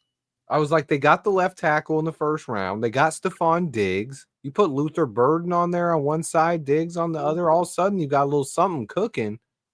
But no, they wanted Travion. Wild, to be honest, man. Funny they're looking at this pieces of the puzzle for them, and Ramondre Stevenson isn't even in the. Did he get traded or something? Am I slipping? I remember there were some rumors about it last year, but I don't think so. No, he's on the Patriots. They're tripping, man. I'm real surprised. I'm real surprised they selected a running back here. I'm just saying, this kid Stevenson's real good, man. He's a really good back. He's been putting up a whole new team. They do, but I wouldn't start. That's the one part of the team that's been working these last 3 years while they're in transition mode, while they're rebuilding. Ramondre put the whole team on his back, but maybe he's on the way out. And I'll just say that I wouldn't be mad if he was wearing blue and orange. I'll just put that out there right now. Hell yeah, man. Man, it's been a wild one, bro. Pretty we addressed crazy. The offense. We got some defense. Who was your favorite pick out of this one? Favorite pick right now. Oh man, I'm gonna have to say probably Shamar. I'll be either Shamar or Azie Trapillo. I like the Azie Trapillo pick. He's a bit of a, he's got pedigree. He's just a massive. He's piece massive. of humanity, man. He's a 6'8", big old boy. So if he's that, oh snap! I like Azie. I'm worried about this. A lot of his snaps have been on the right. Yeah. Which makes for potential of maybe shifting Darnell to the left. So what I said with that was like right now coming in, like he's our fourth tackle. So I don't think that should be a conversation because basically you got Braxton, you got Karan Amagaji, and both of those guys would have to not work out before Azie Trapillo got in the starting lineup. So what I do is Braxton's going to ease back, right? He's coming slow from that ankle injury. Now all of a sudden you're like, we got an open left tackle spot, a lot of reps to give here for a young guy in mini camp, OTAs, training camp. You let those guys kind of battle it out and see who the swing tackle is. Well, that's what I would do. That's what's going to go down. Like the situation is they drafted Isaac Tesla. Who did Bro. Yeah, I had a 7th round. I had like a 6th or 7th round grade on him. The Lions just took him they gotta like him. Oh, but it's not Ben Johnson making that pick. Oh man. Who did they select? The Isaac Tesla. Oh, yeah. Wide receiver. Mm-hmm. Okay. Oh man. Yeah, that doesn't move me much. Like I like the last 2 picks as far as Detroit is concerned, but wait, that's probably got more to do with the fact they've been trying to trade J-Mo for a minute. They have, man. They have. This is wild. Lions making a wild pick out here, man. Well, that's what they do over in Detroit. But like I say, the last 2 selections for them were pretty nice. So they took my guy. I mean, Donovan Jackson was my guy. So Tyleek Williams too. Both of those guys. I love Tyleek, man. I thought Tyleek right up there for me for sure, man. A lot of folks were all in on Kenneth Grant. I really like the tape that Tyleek Williams put on. It was great, man. So not to take anything away from Kenneth Grant. Kenneth Grant was pretty solid too, but I really appreciated what I saw on film for Tyleek Williams, man. It was good stuff. But there he goes, and we got to now contend with him and deal with him twice a year, which is twice a year, man. Oh man, Tyleek is so big, man. I love that guy. These picks, my guys, I think Luther Burden's mine. Luther Burden, I actually had higher on my big board than Colston Loveland. Really? Okay. So okay. Now, I admitted I didn't scout Colston Loveland as much as the rest of the players in the top 20. He missed time with an injury, and I thought with his shoulder injury, he just surprised me. I didn't think we were going to take him, but Burden was in my top 15. Colston Loveland was in my top 20. Shamar Turner was right there in my top 50. I had Turner above Trapillo, but I got to give Luther Burden as surprised as I was with it, man. He was my best player on the board, and I think his highlight reel is insane. He's built kind of like a Deebo Samuel, I think, with more explosion. Is that who you like? My comp, and this is why I'm like, he's not my favorite selection, but I'm with it. My comp is DJ Moore. I see DJ Moore in him. You know what I'm saying? I do, but I think I think he has more like he's a better go up and get it. Like fair. DJ can do it, and DJ's a guy who he plays bigger in his size, but I don't think he can leap. Like I'll have to pull up if they did the broad jumps, but that doesn't even tell us sometimes. But you look at the tape and he's just jumping out of the ballpark, snatching balls in air, mossing guys. I think they'll work really well together. They're sure as hell gonna have to because they're right there together, right? So ooh. I was not expecting a wide receiver pick that high in this draft. I'll be completely honest with you. I wasn't either, man.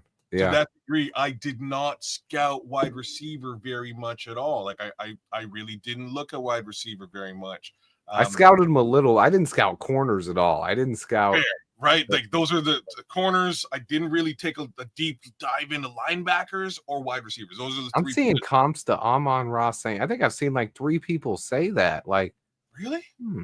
I'll have to I'll have to watch a little bit more tape with that in mind because I've never thought of him as a. Levante came on over with Levante was with me. What a do, Levante. Look at that man. I was He's like, an MVP, man. I love Levante, man. I'm taking off to go hang out with Swifty Sears, and Levante came right over to hang out. Oh man, I like the Shamar Turner pick. I think Shamar Turner is a guy who's going to be a dog. He's probably not the one that people are going to love as much, but man, I'm excited about it. I think this is a good day too. We got a stud wide receiver. We got a guy who's going to be a battle for swing tackle, improves the depth on our offensive line.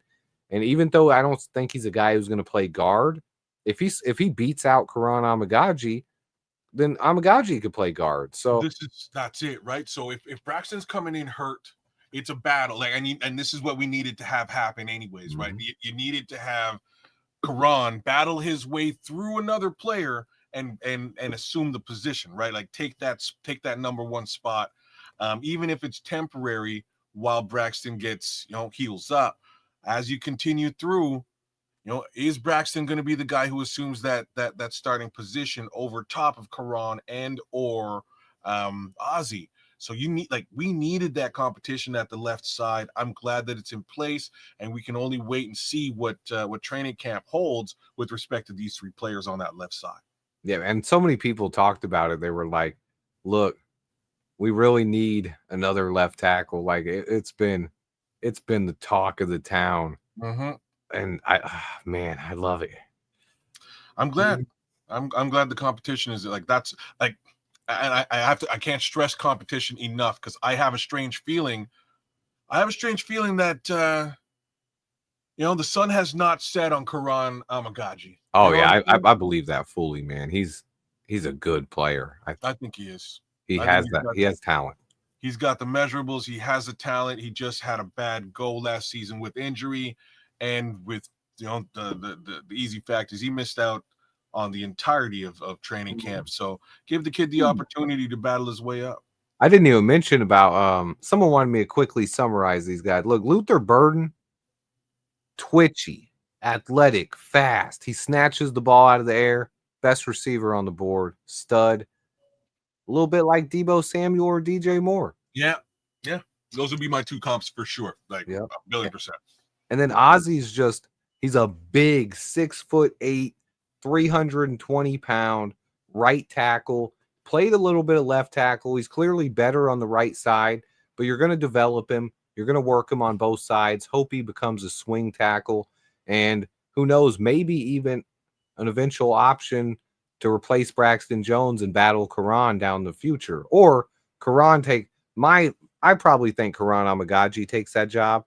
And looking at next year in 2026, if you go forward, I'd probably say Karan is our starter and Trapillo is our backup, but it could go either way. Let's let him battle in training camp this year before we make bold predictions. And then Shamar Turner's just bang on though. I do. I think your prediction is bang on. I think just with the little bit of tenure and the little bit of starts that he has had, I think he battles through and winds up winning that left tackle job.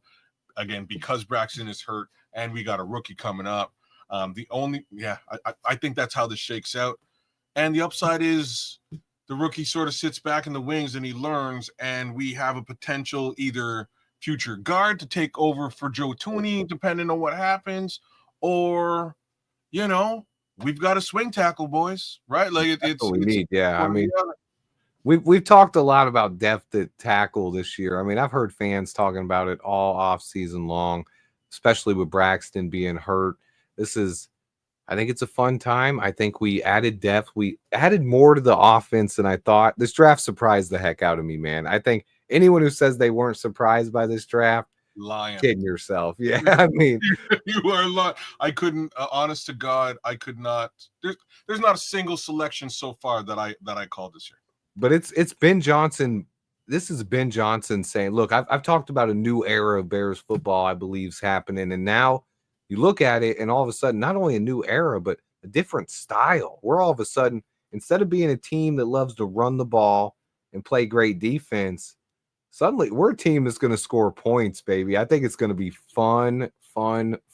That's what I get from this draft.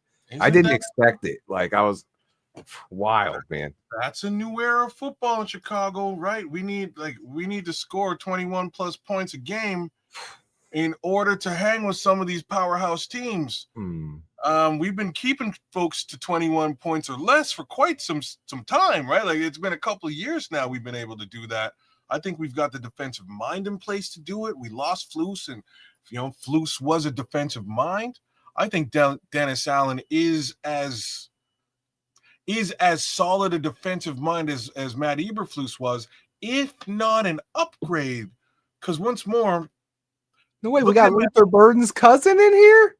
Hey, look! Shout out to your whole fam from me and Canucks. We love the guy, man. That's crazy. I'm over with KB. KB's hanging out with us. He is Andrew Billings' cousin, so we got Luther Burden's cousin in the chat. I got KB on the other side with Andrew Billings. Hey man, shout out to your cousin, and tell him go ape shit crazy on offense. That's what I want to see. Welcome to Chicago for real, because we love him, man. I mean, I said it before we made the pick, man. I said was after taking Colston Loveland, I didn't think we were taking a receiver because he plays 50% of his snaps in the slot. So I was like, receiver's a luxury pick here, and we took a receiver. But hey, that's Ben Johnson telling you this offense is gonna score points, and we're gonna have a plethora of. You can't just take DJ Moore away. You can't just take Rome Odunze away. There's a lot of other options out there. You still got Colston Loveland. You still got Luther Burden. You still got Cole Kmet. It's wild. It's getting wild, man. It's kind of crazy. I'm getting a little bit more hype about the Burden selection, right? Like I can see how they can really, holy smokes, man. Like all three of these players could play slot. You can move them in and interchange them. There's really no. And you can move guys in and out. I think a lot of times in the NFL, something that people don't think about is stamina. Yeah. Like a lot of times after you run a guy deep 60 yards downfield, you do a play action pass. The next play, that guy is tired. He just ran 60 yards downfield and will set out a play. Sometimes, and some guys do that. Some guys will stay in and run the next play, but they're tired. You're not 100% when you only have 30 seconds between. So one thing, you can run a guy, and a lot of teams will not run deep routes as much because of that, because you don't want to run a deep route on second down, have it be incomplete, and then on third down, your guy's tired. You got this many weapons, guess what? You just move another one in, man. I mean, I don't know. It's wild, man. Well, they've got three number one receivers now, and that's really interesting. They're kind of for the most part, they're kind of interchangeable, right? Nope. And I think you really nailed it. If somebody's tired, you just hey man, run off the field. We bring this guy in. You've also got your sort of wide receiver specialists in Zacchaeus and DuVernay, right? And like, Miles Boykin too, man. We got so many guys on here right now. Yeah, this could be this is a really explosive collection of weapons that Ben Johnson has put together, and you got to sort of look at it, especially with Colston Loveland there too. He brings some very interesting stuff to the table, man. I'm gonna say the obvious thing now Ben Johnson's got to get in Caleb Williams' ass, right? He got to get in his ass and be like, use these weapons, kid, use them. Just hit him.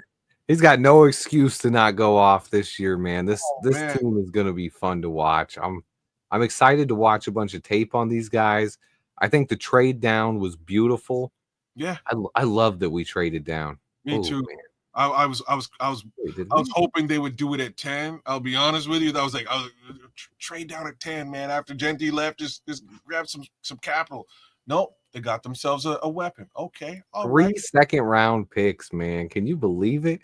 One first. I think I'm still setting it in, man. We had 3 picks in the second round. Wild. And that's beautiful. Who needs a third round? And Luther was the final piece of the whole DJ Moore, Bryce Young #1 pick trade. You throw Luther Burden in there with Caleb and Darnell Wright and a quarterback, right? Like Tyreek Stevens, and some protection and a corner. Wow. Damn, Panthers, thank you very much. Merry Christmas. They did get us back and take Nick Scorton, though. I don't like him for that, man. fair. You know that they needed to do that. They lost. Imagine if we got Justin Fields is my first. I know. I was like, so. Imagine if we got Brian Burns out of that mix too, because that was like the original trade he was trying to pull off. But they lost Brian Burns there in the offseason. They had to get scored, and they needed some kind of love on the edge, so they got that taken care of. My man Naj says weapons of mass production. There's like the Naj, man. The immortal Naj came over too, man. Good to see you, my brother, man. That's a good awesome. man, bro. That's a good man right there. Shout out to the Naj. Good man. But yeah, man, that's what she looks like. I ain't mad. It took me, like I say, Swifty, it took me a minute. I was kind of quiet there yesterday. I was kind of quiet after Genty went off and wasn't really sure about the Colston Loveland thing. But as I've who the heck is going to quarterback the Steelers? This is a question. Is Shadur still on the board? Bro, Shadur's free falling like Tom Petty. Like that's basically where we are at this point. And there went Azariah Thomas to the Jets. Okay. Landon Jackson went to the Bills. So no Landon. Oh man, Landon's gone. No Landon. That's he's a prototype, man. He went to the Bills? Oh, they're gonna love. That's a great selection. That's a decent fit, yeah. That's a great. I'm sure. Oh man, I'm blanking out. Who's the edge over there in the Bills? Did he retire? Oh, Von Miller? I think he did. Yeah. Man, okay. That is a fantastic move for them. He's gonna. Oh, there goes Nick Martin. Oh yeah, I like Nick. Nick Martin was good. I like Pat Bryant too, but we definitely don't need a wide receiver anymore. No. So linebacker Nick Martin, man. Oh man, he's nasty. San Francisco just picked him up, and I actually love that pick for San Francisco. They just got a little bit with Drake Greenlaw going. They just got a little bit nastier at. A little bit nastier. They did, man. They did, especially at that linebacker position. Michael Williams, Alfred Collins, man, they just went all defense. Yeah, Landon's gone. Jeez. Oh man. Yeah. Landon Jackson gone. It's been a great one, man. How long are you guys going on Nomad tonight? Oh, brother, I couldn't even tell you. I don't know when they're trying to shut this thing down, but do we have any more? We don't have any more picks tonight, do we? Not tonight, unless we trade back into the third round. Yeah, I'm getting ready to end. I was about to end, and I saw you pop in, so I was like, let me chop it up with Canucks for a little bit. I think I told Nomad did I say tonight? I don't even remember. It's been hey man, by all means, jump over. If you're shutting her down, jump over. We'll chop it up a little bit longer if you want. Yep, for sure. But anyone who hasn't heard of Nomad Network, Keds the Connect, I just messed it up. Keds the Canuck, check this man out. Awesome guy. Q just said it too, man. Funny guy. Love talking to Keds, man. Always awesome to talk to you. And Shamar Stewart is twitched up. Anyone didn't know that? Yeah. It's another big twitched up D lineman like Jervon Dexter. And I'm going to be probably checking in on Nomad Network with Keds on your channel as well, because you're be streaming over there as well, right? We're multi-streaming tonight. Yep. We've been multi-streaming all weekend long, man. So hopefully that 109 looks nice. At this point, I don't know what we're gonna do. I'm guessing maybe safety. Maybe we go nasty safety. I'm liking this one here, man. The SMU running back, Brashard Smith. Oh, I love Brashard, actually. So if we can come out of this draft with a running back, I'm good, man. I'm happy as all hell. At this point, I'm questioning it, but there are still, like, don't get me wrong, Devin Neal, Taj Brooks, Bracial Tootin. Oh yeah, LaQuint Allen, Ollie Gordon, Damian Martinez. I've seen people. Yeah, isn't Caleb Johnson still on the board? Caleb Johnson is, unless like he is. No, he is. Yeah. Wow. Yeah, there's some backs there, guys. So we can still get a running back tomorrow, baby. I think so. I think it's on the docket. I think we can definitely still get one. Keds, I appreciate you stopping in, man. I'll be in Nomads in a little bit. I'm going to get out of here, guys. It's been a fun one. I'm going to thank everyone in the chat. Seriously, everyone who came by. I appreciate you guys. None but love. Keds, you're the man. You're just popping right back over there, or Yeah, I'm jumping over there. Your content's awesome, brother. That's why I had to come over, give you guys a little bit of love, give you a little bit of love. Hey, man, thanks for having me. I appreciate it. Shout out to everyone in the chat. By all means, like, share, subscribe, Keds a Canuck. Like, share, subscribe, Nomad Network, and like, share, subscribe, Swifty, bro. Swifty does it large every time. man, I appreciate you for coming on, man. Nothing but love. I will say, Princely Uman Mielen just got picked. Oh, damn it! Sad way to end the night. That's my guy. They just fixed the edge over in Carolina. They just fixed it. They did, man. They did. All right, kids. I'll holler you later, man. I'm just gonna read through. I want to do a quick thank to all my guys who did. I did a bunch of super chats. So I don't want to make you set through that. I'm gonna read that and then I'm out of here, man. Nothing but love. I'll catch you on Nomads probably in a little bit. I need to wind down a little bit for a few minutes. All right, y'all. Take it easy, brother. Thanks for having me. Nothing but love, man. Y'all want some special shout outs. A lot of guys, you guys blew up with some super chats tonight. So I did want to thank some shout out. Q, appreciate you, my man, with a couple of them. Freddie, my man. James came through. Q. Let's see this one. Bust the Black, Trill Tar Heel. My man James. Good to see you, James. Thomas G, my man. Peter Kim, thank you so much. Bust the Black again. Not So Little Plank and She Plank coming through for the Plank fam. Watcher Monkey, Tony, love you guys. I gotta say this name again. Chitty Rick. I guess that's what Chitty. I love you, man. Fareed, Calvin C. Fareed came through again. My man Fareed again. DJ Prophet, Freddie Streams, Tim Strain, Mick, Frank, Keith Hudley, my man Keith coming through. I can't even talk now. I'm starting to sweat a little bit, guys. Tommy, Q, Ken Schaefer, my man, Calvin C. You guys, seriously, it's been an awesome year. Draft continues tomorrow into round 3. And I know it's been a crazy draft. And a lot of people didn't predict this. You know, I'll have quick breakdowns out on all these players over the next 24 hours. We got a couple more picks tomorrow. The 4th rounder is really the clutch one. We could probably still get something pretty decent in round 5 as well. So stay tuned, guys. I'm going to wind down for a little bit, take a break. I'm out of here. I will see you again soon. Hit the like button for me. Stay tuned. And until next time, bear down.